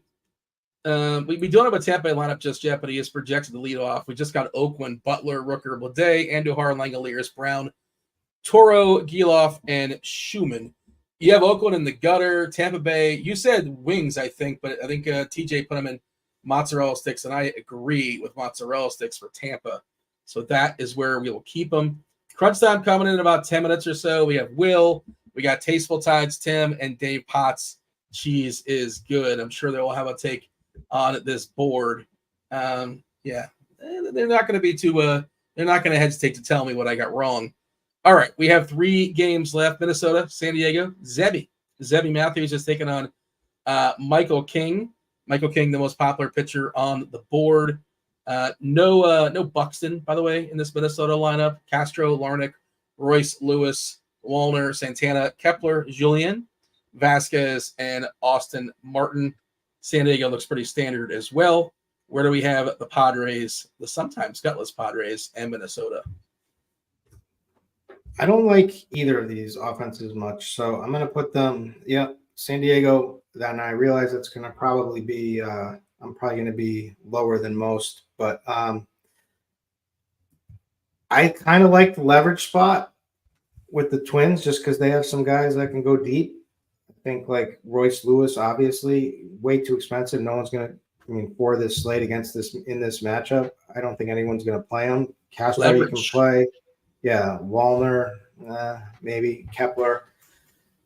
So they really they put a bunch of lefties in there. So I think the Minnesota's going to get to them. But so I'll put them just strictly off for leverage next to San Diego as well. Okay, so you got them both in chips and salsa. Is that correct? Yeah, not in the gutter. Okay. I agree with you. I see TJ's talking in the chat. I don't hate the idea of leverage because King should be like 35-40% owned. And there is some power guys in Minnesota. By the way, the Spider Bombs did hit. They are scrolling Santander and Gunnar Henderson. Speaking of watching shows, I was watching one of the shows this weekend. It might have been TJ, it might have been Tim, might have been both. But one of them was talking about, at least one of them was talking about Gunnar Henderson like at plus 600. And that's where TJ's touting him as well. I'm not sure what his numbers are in all places. Of course, you want to shop around, get the best number. But he did bang out a homer. And I never bet homer props. I have just a Hard Rock, and their lines tend to be pretty tight. But save your money. I did get 6-1 on Gunnar, and that's fun. It is fun. I realize why people bet these homer props. They're pretty fun to hit. And I had a 2-teamer, a 2-guy. I was live for like a $3,000 bet and just missed it by an inch. It was a nice little Grant and I have both had just like obscenely hot last months, and so I know he says how many units he's up in his in his video. I don't go by like a unit necessarily. I probably should have that and track that a little better. But in the last month and a half, I'm up about 6 or 7K on home run bets. So it's been more profitable than DFS has been for me over the last month.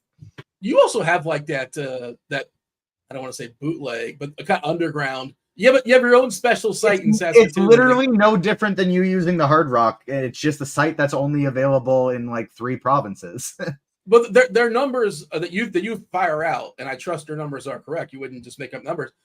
Seem to be more friendly than other books in the States. The numbers I put on scrolling on the bottom here are whatever the best on scores and odds are. They're not from where. Okay. So Gunner plus 600 is bet 365.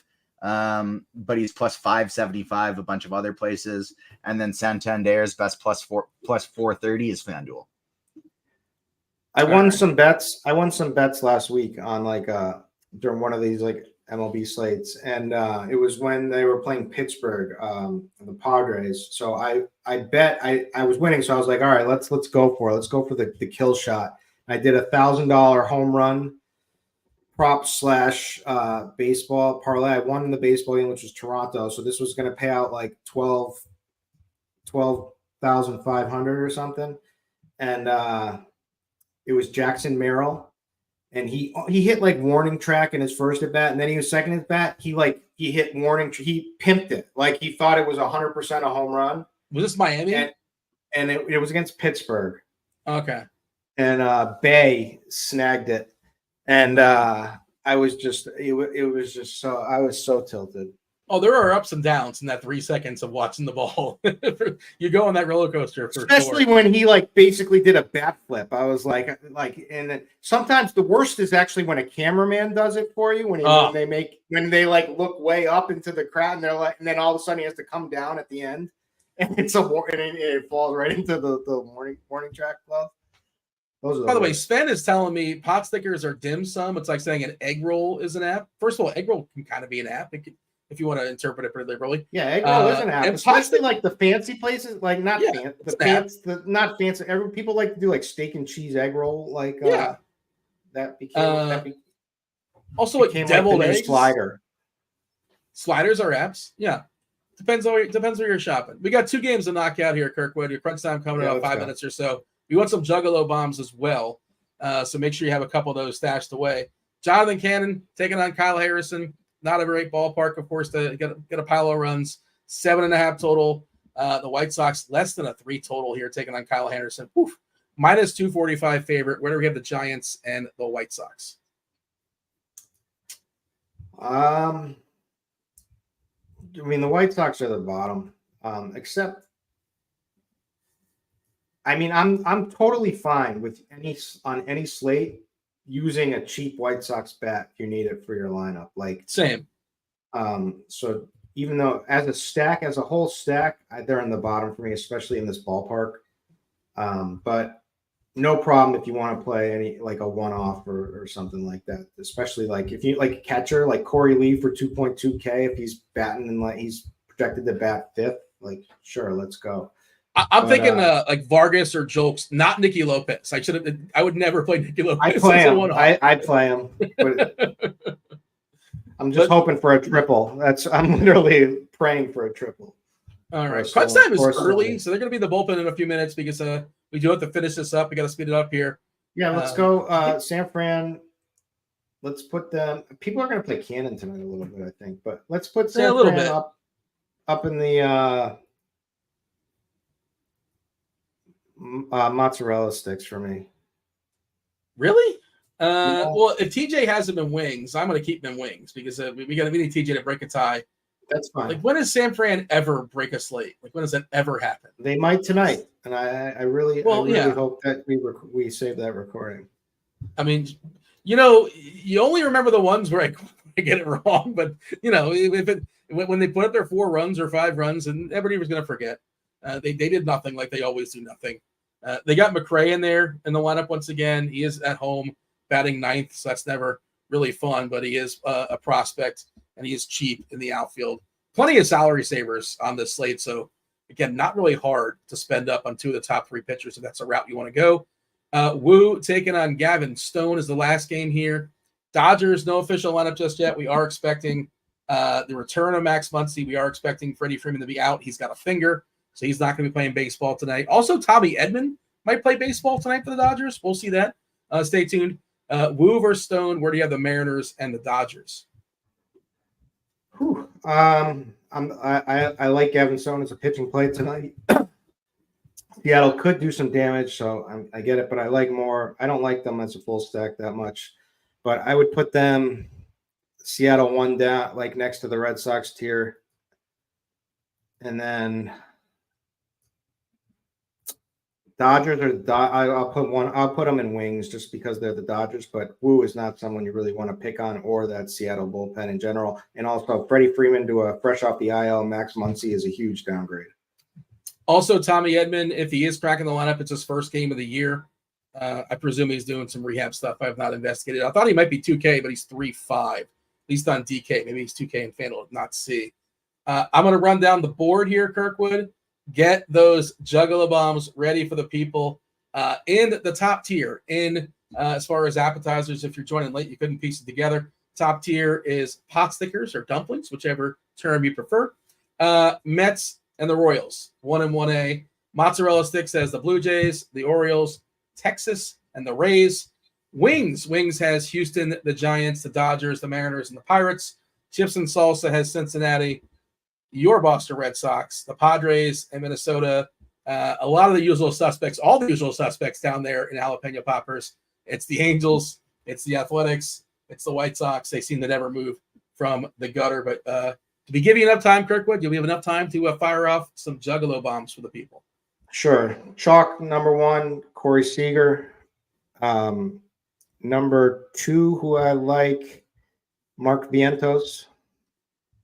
And that's all. Do I need to do 2 is fine, right? Well, I mean, when you say number 2, it kind of it's like when you say my first one and you stop. Yeah, but so now I'm going to announce this third one, and I'm going to have no conviction in it, and everyone's going to say that. However you want. If you want to stop here, you can stop here. Or if you want to fire off a third, by all means, go for it. All right. This one's out. This is Danny Jansen. Woo! I wanted to make it with some chutzpah there, with some flair. Somebody in chat said I don't give my like until Kirkwood drops a woo. So we should see the likes go up just 1 right now if they're still listening. And if you haven't hit the like button, what are you doing? Hit that like button. All right. Plenty of time for crunch time. Crunch time coming in. Yeah, we have a 7:07 first pitch, 9-gamer. No Kevin Roth, but we have Will. We have Tasteful Tides. We have Dave Potts. Cheese is good. Let's go ahead and bring in crunch time.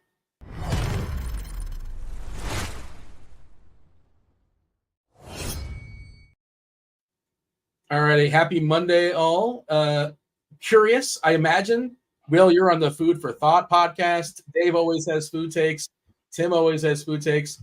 How much did I screw up the board as far as the appetizers? That was me. I'll take ownership for it. It was not Kirkwood. That was all me. But if anybody has any issues, by all means, feel free to chime in. Tell me what I got wrong. Well, let me just say, Dean, I didn't actually even know you ate food. So yeah, this is fantastic to just find out that you even know what appetizers are. And hey, quick question. Yes or no? Do we think Dean eats sushi? No. No way Dean eats any type of sushi. Tell us the answer. I say yes. Can I get a betting line on this? I mean, I don't want to say I might have inside information. Cheese, I know you're sitting in silence right now. My argument is Dean eats salad with no dressing. There's no way he eats sushi. Wow, that's crazy. That's I'm not sure that lines up though. But that is crazy to eat salad with no dressing. What do you do? Salt and pepper it? I eat like a tuna roll. I don't like the nonsense. I don't like when they put like dressing on it or they make it look all fancy. Just give me a tuna roll, a salmon roll. Give me something super simple. You dip it in soy sauce, right? No. Come on. No. Yeah. No? Do you dip your pot stickers in soy sauce, Dean? I don't. It's fun to dip. I enjoy the process. I don't think it enhances the food. No, you don't like to dip though. You hate to dip. What about buffalo wings? When I see you dip, I dip. It's not really. No. You're a ranch guy. If you have I'm neither. I don't either. I don't either one of them. So, Dean, you hear how offended he gets? We're putting him on. So last week they had sushi outside in the Kroger parking lot. Would you go get that sushi? Oh, baby. This is the weirdest thing I've ever seen. They just had a little tent of people making sushi in the parking lot of Kroger. Is that where you would get your sushi? I would get it there before I would get it at the gas station. How hot was it? I think it matters. Like is 97? 97? No air conditioning? No. It wasn't even like an indoor, like a tent. It was more just like a covering. What's the asking price? I did not go near it, so I don't know. I walked around. It sounds like you would. Dave. Okay, Dave, this is an important question before we dive into the slate here. Were you headed to Kroger for your discounted ice cream? Honestly, yeah. We had Yeah. one of the clip and save coupons was $2.99 Ben and Jerry's. Ooh. Yes. Yeah. Listen, Over I'm under here how for the many ice Ben and cream Jerry? Can you game. buy more than one Quick, the coupon? Oh, I yeah. want to know. Yeah, you can buy as many as you I want to know top 2 favorite Ben and Jerry's go-tos. New York Super Fudge Chunk and Fish Food. And never Cherry Garcia. I mean, so I'd be happy to eat that, but it's not top tier It's for not me. in the top. Yeah. We got to get Dave to do a special for tiers one of these days of this Ben and Jerry's flavors, or maybe just ice cream brands. Yeah, that's a Something good, I don't that's know. a good tier show. I don't know how I could have one in last place. So What is Maybe is there no worst? Maybe just the plain worst ice cream vanilla, flavor? even though I like that, but maybe that. But I mean, I like plain vanilla too. I'm sure there's a brand I could find somewhere, or if you could count things that the ice cream man sells out of his truck. Some of those things aren't really ice cream per se. We count those. I could get a Screwball? here. What's the worst But thing? you know what? I mean, I don't like the plain old school ice cream sandwiches with just the weird I like them. cardboard hood, chocolate. What about the covering. little hoods cups, the half vanilla, half chocolate? You know those? Yeah, I'm okay with that. Chipwich #1? What's the fake ice cream cone? The Taco? no, there's a cone like Yeah, I know like what you're talking about. Has like nuts on it, on chocolate. Who cares? Drumstick. Yeah, drumstick. Yeah. Derek has it. Yeah, that's it. Drumstick. We're not All going to go through naming all of the different things in an ice cream truck. Is there That'll baseball take too tonight? long. You got Pretty 45 good minutes slate. to lock. You got plenty of time. Listen, our producer TJ is like subtly throwing the hammer down on us. Bye, guys. We're trying to like squeeze stuff under the radar because Steve and Devin aren't here, but like TJ's not having it. Yeah. TJ TJ is like the authority. he All won right, the rock baseball. paper scissors game.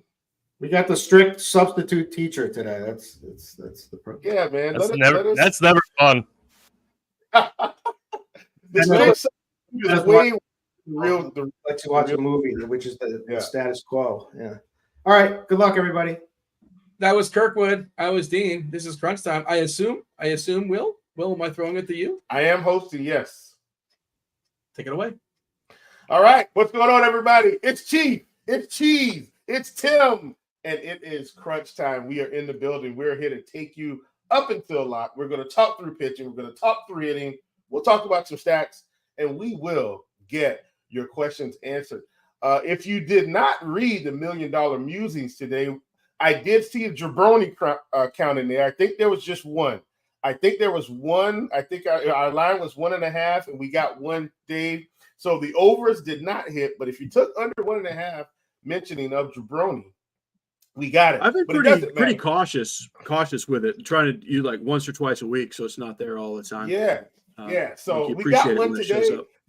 Yeah, that was that was a welcome sight. We got that word in there today. Jabroni has become I feel like people think the Rock trademarked jabroni. I'm gonna go with Dave Potts. I think he trademarked that word. It was probably someone before the Rock. But anyway, we're gonna start with you, Dave, since you wrote your amazing article today.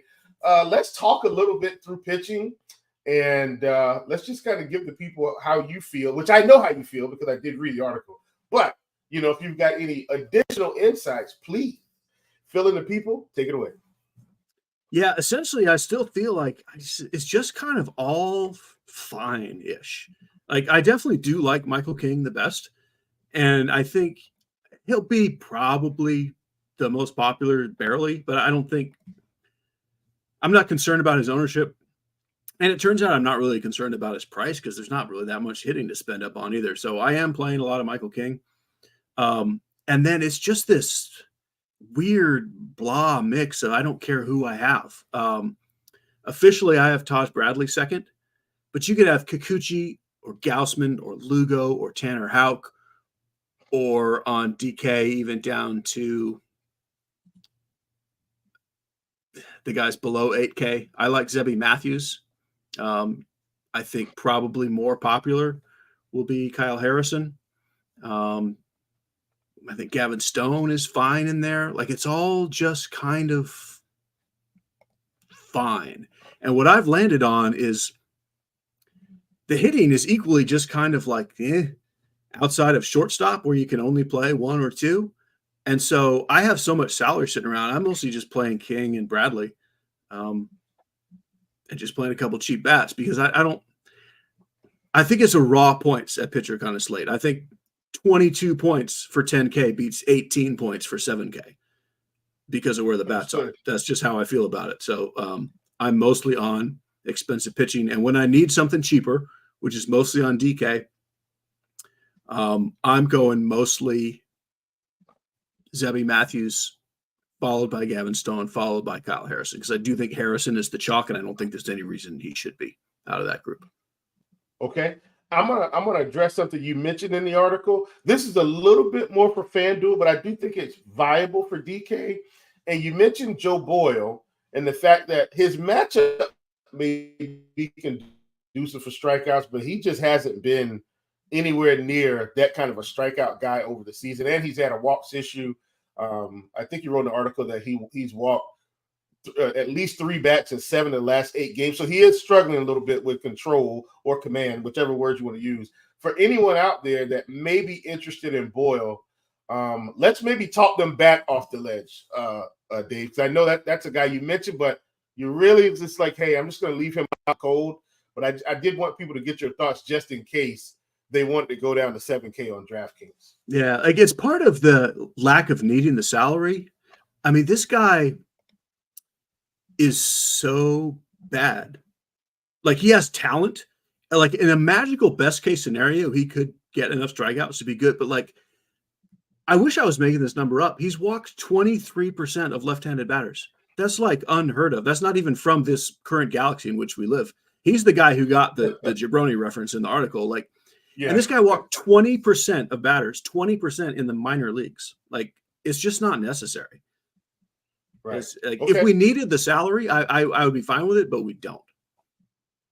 Yeah, sounds good. Plus, you got Dane Dunny down there if you want to get a little bit even more cheap, and I think he's probably a better play than Boyle today. Yeah, let me say that when I wrote the article, Dane Dunning was not on the list at all. Urania was pitching. Yeah, Urania was pitching. Like I would play Dunning ahead of Boyle, although I'm not playing Dunning either. I just don't think we need it. I have one lineup with Jonathan Cannon. Understood. One, and that's it. And everything else is 7,500 or above on DK and 8,000 or above on FanDuel. Okay, sounds good. Cheese has spoken. Tim, my brother, over to you. What's your viewpoint on pitching? I don't feel like it's going to be completely off the reservation. Sometimes I know people like disagree with Cardi. They're like, no. But Tim, what's your viewpoint on pitching, and how do you want to approach the slate? Yeah, I think tonight's a really, really tough night for cash games and single entries and large field.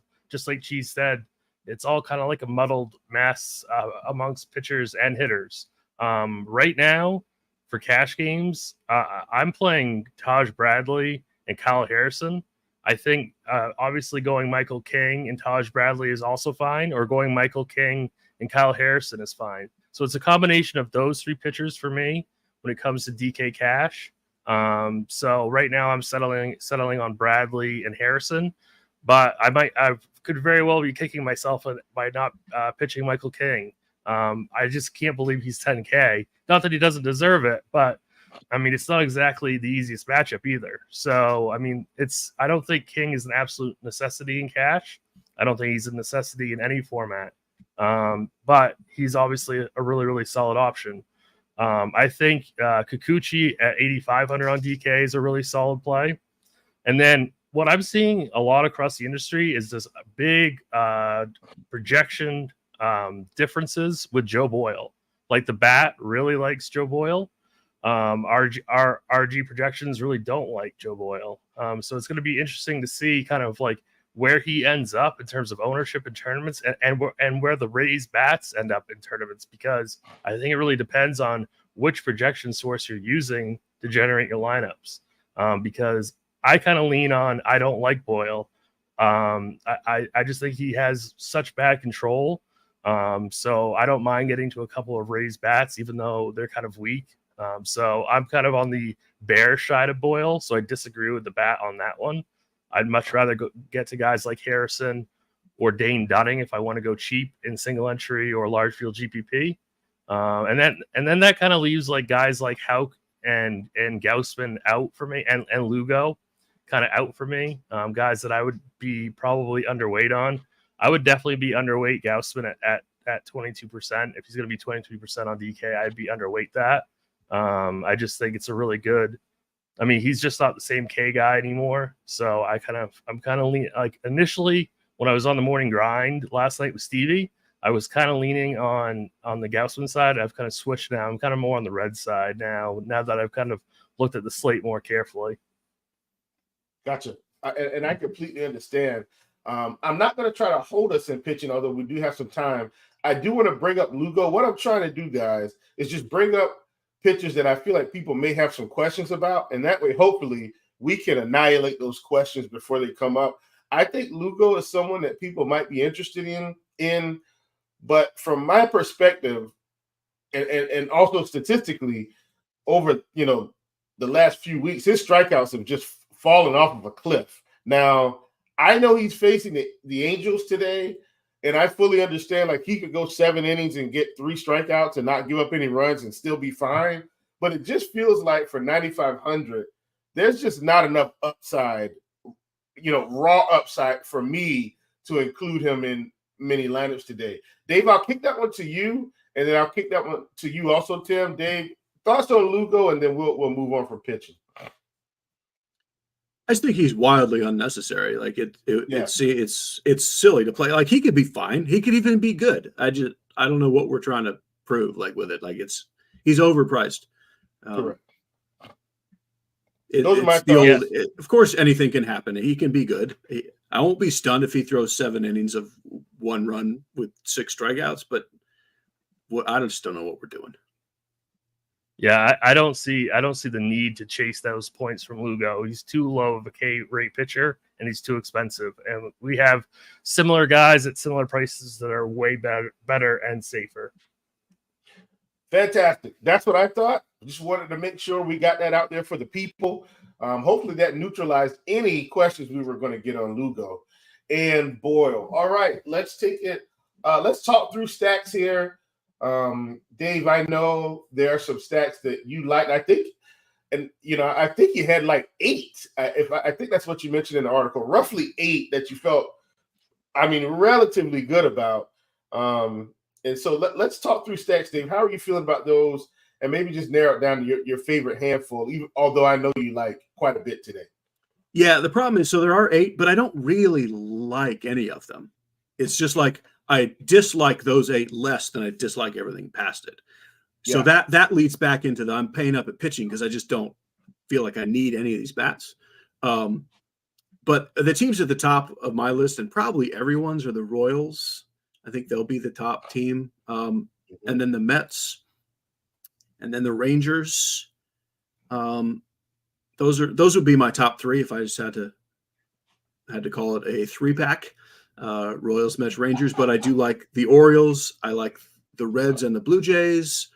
I like the Giants and the Rays.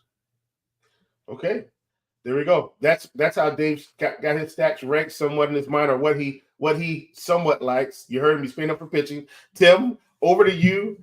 Stacks. What are we thinking? So my favorite team is the Rangers, followed by the Royals, then the Mets. Then the Orioles would be my top 3. And then if we think that Boyle's going to get any kind of ownership, I like the Rays quite a bit. They're simming really well in our MLB SimLabs tool. And so, if Boyle's going to get ownership, I like the Rays quite a bit. All right. Sounds good. And speaking of SimLabs, folks, if you want to get our expert DFS lineup generation tool from RG and Fantasy Labs, known as SimLabs, it just got even better. In addition to the desktop version, right, which is the tool on the web, you can now download the SimLabs mobile app from your app store. Use the power of DFS simulation in the palm of your hand. It's available to combo and single sport subs, or you can buy it a la carte in the app store. Check that thing out today. You heard me talking about Cheese's $1 Million Musings. Folks, you know how you can get that? sign up for RG Premium. Get ahead of the competition with our RG Premium product. We've got an option for whatever level you're looking for. Get yourself a 6-month combo subscription at an exclusive price of $469.99. That's a savings of $250 instead of buying the 6 individual months of combo premium. If you're not a fan of commitment and you want to keep dating, no problem. You can get a month of RG combo premium for $120. And if you just want a speed date, if you want to test it out before dipping your toes into the water, you can get the 3-day pass for $19.99. Check the link in the description below. I saw Dean drop a link about weather. Folks, I am not Kevin Roth. Thankfully, there isn't much weather today, and Roth is not actually too concerned about that Baltimore game, I think it is that. Let me go back to the weather report that I'm looking at. Yes, the Baltimore Mets game, he's not really concerned. There is going to be a delay. Roth thinks it's going to go through fine. Everything else looks really good. Dave, we're back over to you. We're going to go around the horn. We'll go position by position, and then we will start taking some questions. Over to you. We're at catcher. Who do you like today? Nobody. And Fantastic. if you've been following all year, I have loved catcher almost every day all year. Today, it's just not there. Sal Perez and Cal Raleigh are my top 2 guys, but I don't really care if I get them or not. Like I think, sure, I'll play them. But if I don't have money, I don't really care. I feel the same about all these other kind of expensive guys like Rutschman and Smith are in stacks. I don't mind Stevenson and Ohapi, but it's all just kind of like, I don't know. It's fine. Honestly, for that reason, I think I have more Yasmani Grandal and Corey Lee than anyone else. Just if I get a walk and a run at catcher without spending any salary, I'm fine with that. Sounds good. Tim, over to you. Yeah, if I have all the salary in the world, I'd definitely start with Sal Perez. But there's quite a few guys in the low 3s for cash games that I like. Francisco Alvarez would be one. Freddie Fermin, Jonah Heim, Alejandro Kirk. All those guys are between 3.2 and 3.6. I would consider all those guys cash game viable. I don't mind Cheese punting with Yasmani Grandal either. This is definitely not a very strong position on the slate. So I would say if you're playing cash, I would live in that 3.6 to 3.2 range. All right. Sounds good. Tim, we are moving to first base. Let's roll it. Yeah, so first base for me is like really, really strong today. It's really tough. I mean, obviously you can play Shohei Ohtani anytime, any slate. It might be hard to do if you double pay up, but I think if you kind of live in that mid-range at pitching, you can easily get to Ohtani. I love Pete Alonso tonight. Vinny P is a smash play at 4.9. So, I mean, there's really some high-end first baseman. I also like Nathaniel Lowe at a value at 3.7. So I think this is a really, really strong position. We've got Rowdy Tellez at 3.3 at the low end. So, I mean, I'm pretty high. I think you should be paying up at this position somewhere with like Vinny P and up and up for cash games. Okay, sounds good. Dave, over to you, first base. Yeah, I'm okay with spending up here. I like Alonso and Vinny P the best.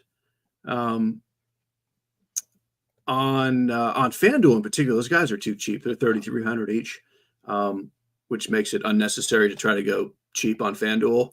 On DK, I do like Nate Lowe as well. Also fine with Rowdy Tellez as a salary saver. I'm playing a weird amount of Nico Cavadas, minimum salary Angels cleanup hitter who has some power.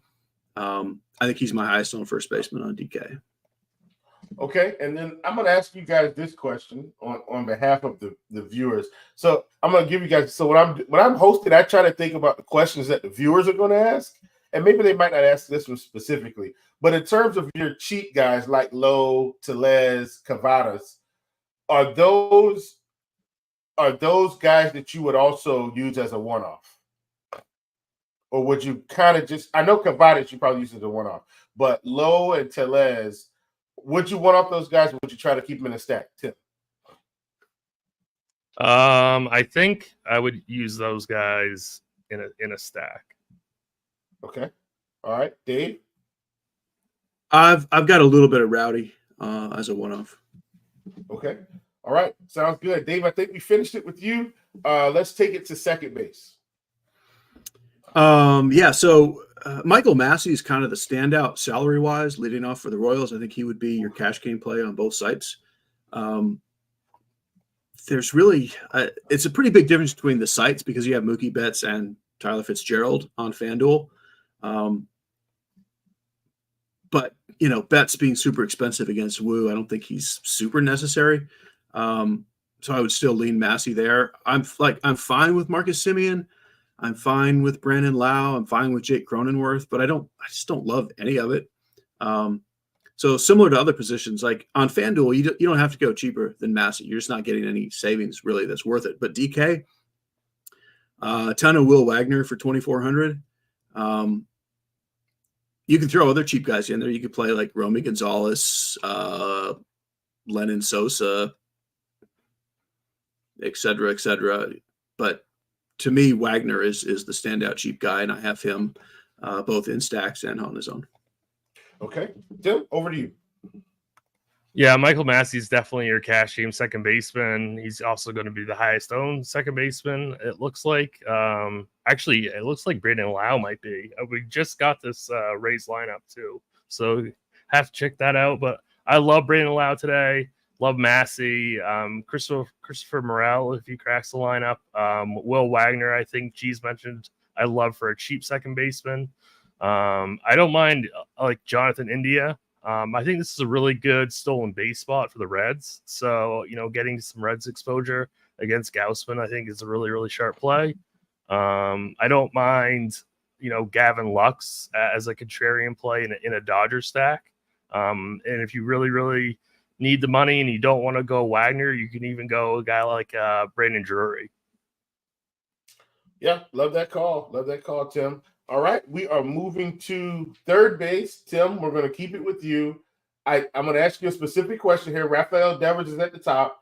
Does not feel like the best play in the world to me today, even though Kikuchi is probably going to go like 4 innings and get 25 strikeouts. So he may not have to deal with it much. But, the Red Sox have struggled a little bit with left-handed pitching over the course of the season. So let's talk Devers, and then let's go down the line. I'm very bullish on Kikuchi tonight, so I personally would not have a lot of Devers. I mean, he's going to be low owned, so the field agrees with me. It looks like, but I think this is a really good spot for Kikuchi. So I'm off of Devers. I'm very high on the Rangers, so I like Josh Smith the best. So I think he's a really, really strong play, batting third. At 4,300, I don't mind Josh Young at 4,100. He's third base only eligible, where you can play Smith the outfield, so you can stack these guys together if you want. Max Muncy is supposed to return tonight. I mean, it's not a great spot, but the price looks pretty decent. So 4,700, not a lot of people are going to play him. And then we have Mark Vientos would be another guy in that 4K range that I would consider playing in cash games and GPP. All right. Sounds good. Dave, over to you, third base. Looks a little juicy here with a wide range of options from top to bottom. My highest owned guy on both sites is Mark Vientos. I think he's just priced correctly. I don't feel like I have to have any of the more expensive guys. I'm like Matt Chapman is fine. I have a little Devers in stacks only. Same with Manny Machado. It's just not. I don't see any reason you go out of your way to spend up above Vientos. I'm okay with Muncy, but I would rather, assuming he's back, I only have him in stacks personally. A lot of the same cheap guys are here, like Lennon Sosa again, Brandon Drury again, Ernie Clement is fine, Paul DeYoung is fine. I think DeYoung is my favorite out of those guys. Yeah, that's about it there. All right. Sounds good. Going to kick it to you, Cheese. I think we may want to spend up a little bit here at shortstop. Got a ton of spend up options, which we've had all season. How are we feeling about shortstop today? I email DraftKings every day and ask if I can play an extra one. And every day they say no. Who is this? I would say outside of Ohtani, I think my 5 favorite plays on the whole slate are shortstops. Witt, Seager, Cruz, De La Cruz, Lindor. And that doesn't even count Gunnar Henderson, Mookie Betts, Tyler Fitzgerald, who I love. Like I cannot even make it's insane not to spend up.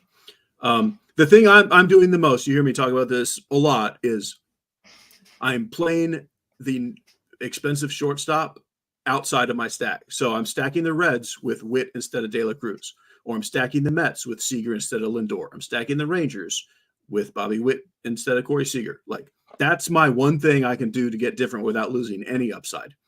Yeah. If I have to just rank these guys with salary considered, I'm going Seager, O'Neal Cruz, Bobby Witt, Ellie, O'Neal Cruz, Lindor. You gave us. Oh, okay. I got you. Yeah. I got you. Sounds good. All right. Dave, what we're going to do is we're going to start petitioning on your behalf that DraftKings gets a flex option instead of catcher like FanDuel. Finally, they can do something like FanDuel, and perhaps we'll be able to get you your shortstops before the season is out.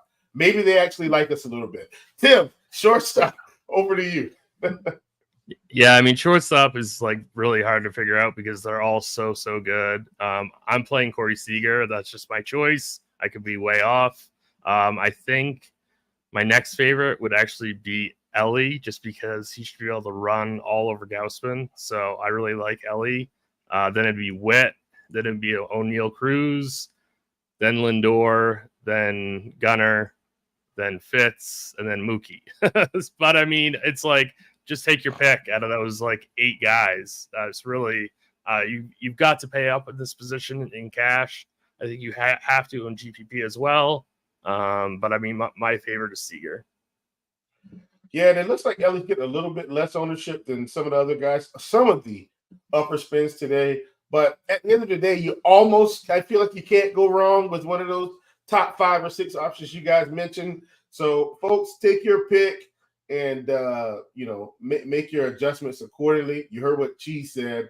He's building a Texas stack and leaving Seager out and playing one of the other big shortstops, or he's building a Dodger stack and playing Seager or something like that. Just food for thought. All right, Tim, we're gonna keep it with you. We're moving to the outfield, and then we'll start answering some questions after Cheese starts here. Also, of course, what are we doing in the outfield? Yeah, I mean, other than Ohtani, I don't love like the super high-end outfielders that much. I'm kind of probably going to be living in like the high 3s, low 4s when it comes to cash games. A guy like Dalton Varsho, I like quite a bit for cash. I don't mind. I mean, MJ Melendez is definitely like a top salary saver, like core type play in cash games. He's pretty cheap. I don't mind like a Randy Arozarena at 4.6. JD Martinez at 4.5. We talked about that. We like the Mets quite a bit. I don't mind Adolis Garcia at 4,200. But really, it's kind of tough the way that lineup construction is to like get to Ohtani, to get to Alvarez, to get to Mookie. Not saying you can't do it, but I mean, for me tonight, I'm going to kind of be living in that 3-4 to like $4,500 range. Sounds good. Tim, in the 3-4 range tonight, avoiding some of the bigger spins. I get it. Dave, you may be doing something similar, especially since you're spinning up at pitching. Interested to hear your thoughts here. What are you doing in the outfield? Yeah, very similar. It's just not that enticing to spend up. I mean, I have a couple of Otanis just because that's the rules, but in general, I'm down in the 4K or below on DraftKings and low 3s to upper 2s on FanDuel. I've even got plenty of cheap punts here. I've got Billy McKinney's in some lineups. The French vegetarian Trey Caballé, he's in some lineups. Addison Barger is in my lineups. Kyle German Isbell. burger. Yeah, I don't know. I don't even really want 3 of these guys that are in the 4K range. Like, I think I'll say JD Martinez is my favorite for the salary. I've got some Lewis Robert and Taylor Ward in that range. On FanDuel, I really like Tyler O'Neill and Brian Reynolds, where they're cheaper. And that's kind of it. I mean, I have a pretty wide spread of outfielders because I don't love any of them enough to go heavy on. I should mention Okay. I do like Josh Lowe quite a bit too for the Rays. I did mention him. I like him quite a bit. Understood. Another nugget. Tim likes Josh Lowe. Put that in your pocket and pull it out later for a little bit of return, little interest payment. All right. Dean had a question in the live stream chat, but that question has already been answered. The Tampa Bay lineup just came out, and Misner, who is 2K, is not starting. JMVP, FanDuel single entry.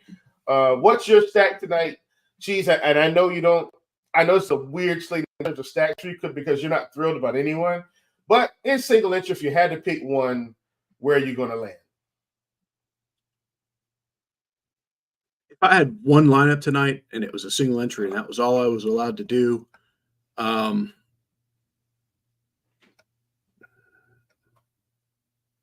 would have the Mets with the Reds.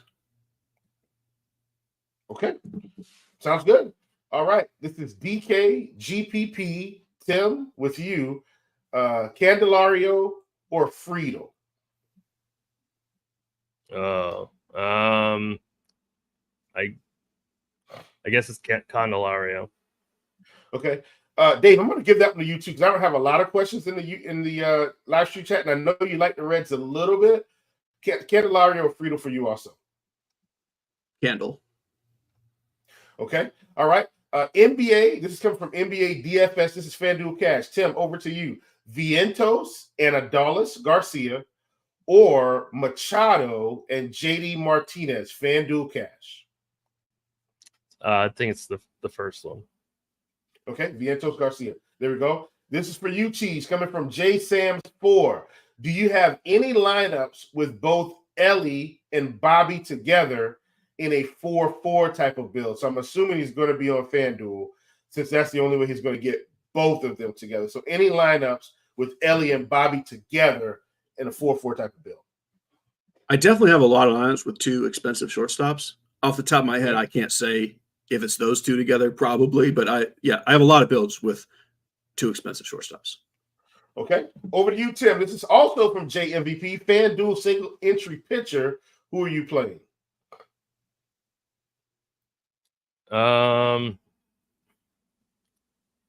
I think it's Taj Bradley. Yeah, Taj Bradley. Okay. I actually thought you were going to lean Kikuchi there. I'm glad I didn't try to answer for you. Taj Bradley is Tim's answer. It's close. All right. It's close. Yeah. Steve OJ coming for you, Cheese. DK GPP. Am I crazy for liking a White Sox stack? You're really not. At least a mini stack. Like I mentioned, at least 4 White Sox going by position just for salary needs, and I have a couple White Sox stacks. I mean, you probably lose, but not crazy. No. Yeah, we will see. Got it. Okay, all right. I'm going over to the YouTube chat now, and I usually let me see. Here we go. Okay, I'm starting with Matt Smith. So if anyone is above Matt Smith, I don't think we missed any questions prior to Matt Smith. Because we already answered this FanDuel single entry question, which was right before Matt Smith. That was another one in the live stream chat. So starting with Matt Smith, favorite outfielder, 3,700 or less. DK Cash already has Lowe and Melendez. So that's for you, Tim. Favorite outfielder, 3,700 or less, already has Josh Lowe and Melendez from Kansas City. Victor Robles. Okay. Over to you, Cheese. I think I know this answer, but I'm not going to answer it for you. I think favorite center tonight in a DK GPP. Center? My favorite center? Catcher. My bad. I'm transitioning to October. You're ahead of yourself already. I like it. That's a very don't do that, Kevin Will. Roth Don't do that, Will. We're not even close to that yet. My bad. That was definitely the most Kevin Roth moment of the night. I mean, it totally depends on your salary. Like, I'm playing more cheap catcher, and I'm going to say it's Yasmani Grandal. Yeah, But that's not that like was my what I favorite thought guy you were for gonna raw say. points or anything.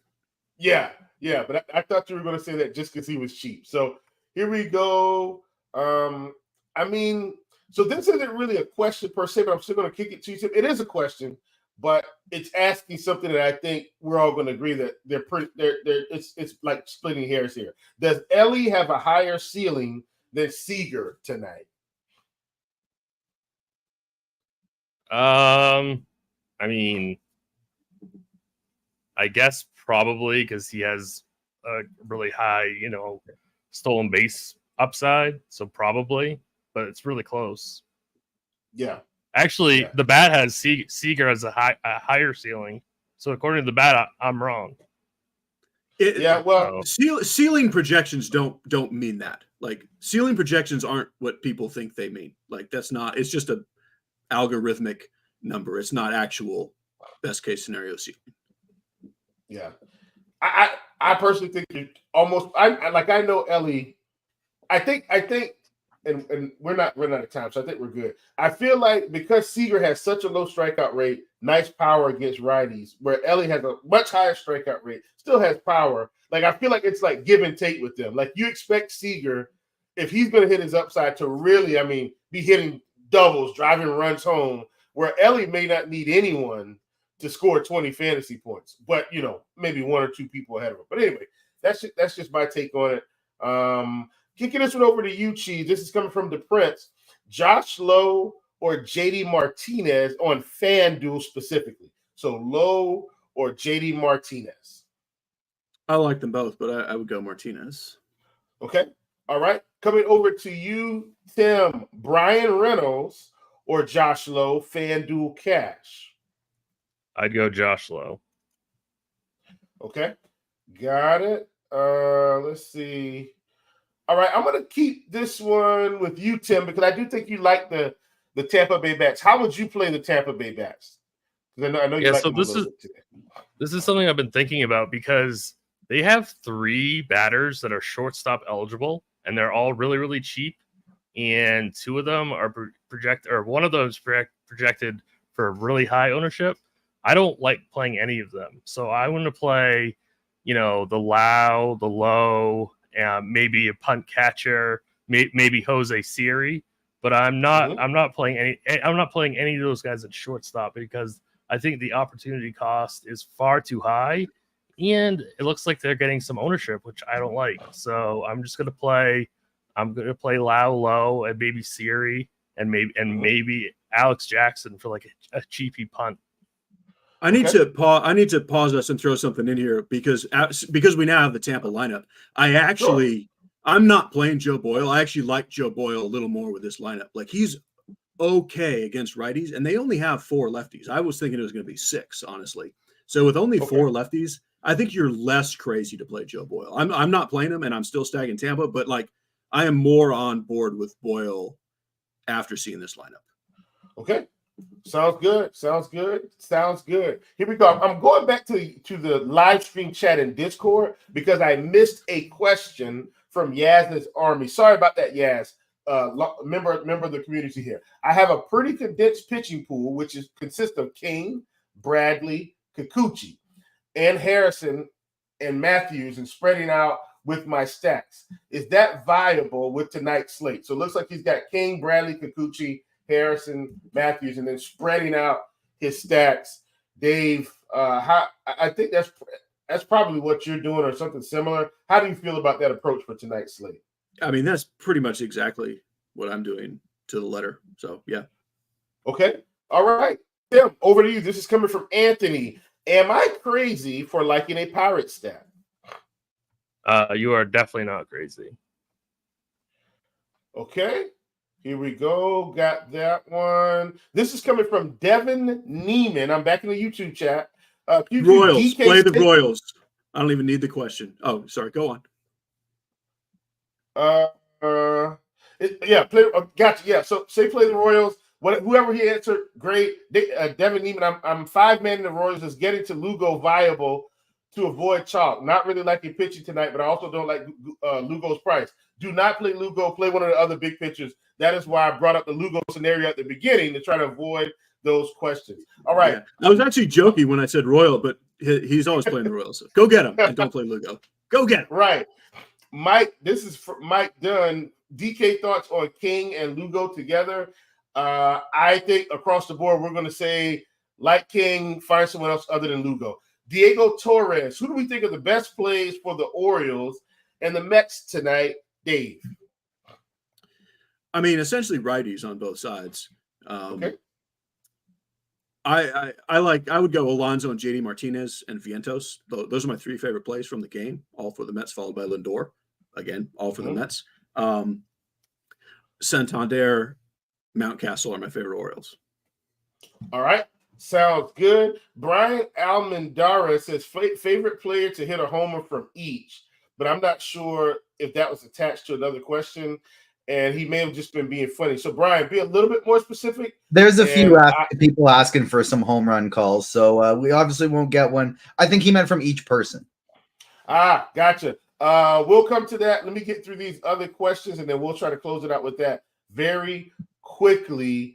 Varsho or Conforto, FanDuel single entry, Tim. Varsho or Conforto? I like them both. I'm leaning Varsho. All right. Cheese, over to you. This is coming from JMVP. Better one-off FanDuel single entry, Cal or Profar? Cal Raleigh? I'm assuming that's who he means. Okay, yeah, Cal Raleigh. Okay. This is coming from Blake 182. Can I get Mr. Cheese's thoughts on both pitchers from the Twins and Padres game in a DK tourney? Bill Miller potentially at the So what are your thoughts on the pitchers from the Twins Padres game? Yeah, don't even care who the ump is. I like them both together in the same lineup, regardless of ump. Okay, Tim, Massey, or Horwitz. Was not specific on site or whatever. Massey or Horwitz. Yeah, I mean, if you're looking for the more optimal play, it's Massey. But Horwitz is okay too. All right, hopping back into the YouTube chat. This is from Jim Paris. Thoughts on Eloy Jimenez. Dave. He's fine. Like, he's one of the many random cheap outfielders, like as a pivot off Melendez. Okay, we are getting extremely close to lock here. About 3 minutes out from my time. So we're going to go lightning round here. Here we go. This is for you, Tim. Kyle Harrison or Gavin Stone, FanDuel GPP? Harrison. Okay, over to you, Dave. DK single entry, Mets or Rangers, if you had to choose one? I guess Mets, but I very much love them both. Okay, coming from LMI, Tim, DK GPP, Gausman and Witt in the Kansas City stack, or King and Seager as a one-off? I like the King Seager route. All right, I'm going to keep this with you, Tim, because you probably have the bat up. Who's higher in the bat, Lowe or Reynolds? I'm assuming it's got to be Reynolds, but it's Reynolds. Okay, here we go, Dave. This is home run calls. Anybody you have that you feel really good about hitting a home run out of the park tonight? Can I name 6 shortstops and be done with it? Sure. Let's go. O'Neill, Cruz, and Corey Seager. We'll just do 2 shortstops, Cruz and Seager. The random cheap Nico Cavadis. Nico Cavadis. You heard it here, folks. First, folks. Tim, over to you. Any home run calls for today?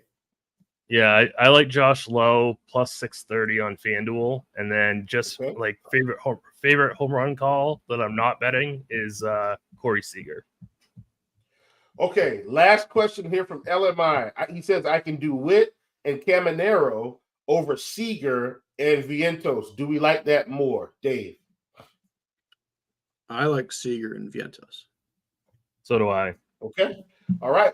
There we go. Folks, we got all your questions answered. We've pretty much hit lock. By the time you hear this, we probably will be hitting lock. I want to thank Tim. I want to thank Dave. And I want to thank our producer, TJ, up in Saskatoon, Canada, for producing today. I'm Chief. This has been a CTC Monday. Chief, Tim, Cheese, you have been... Sorry for interrupting you. I totally ruined your outro. That's my bad. I apologize. But I have to shout out Cinnamon Toast Crunch anytime someone says CTC because it's my favorite cereal. It's what I have for breakfast. But I apologize. Guess what? It's Cinnamon Toast. You have been crunched.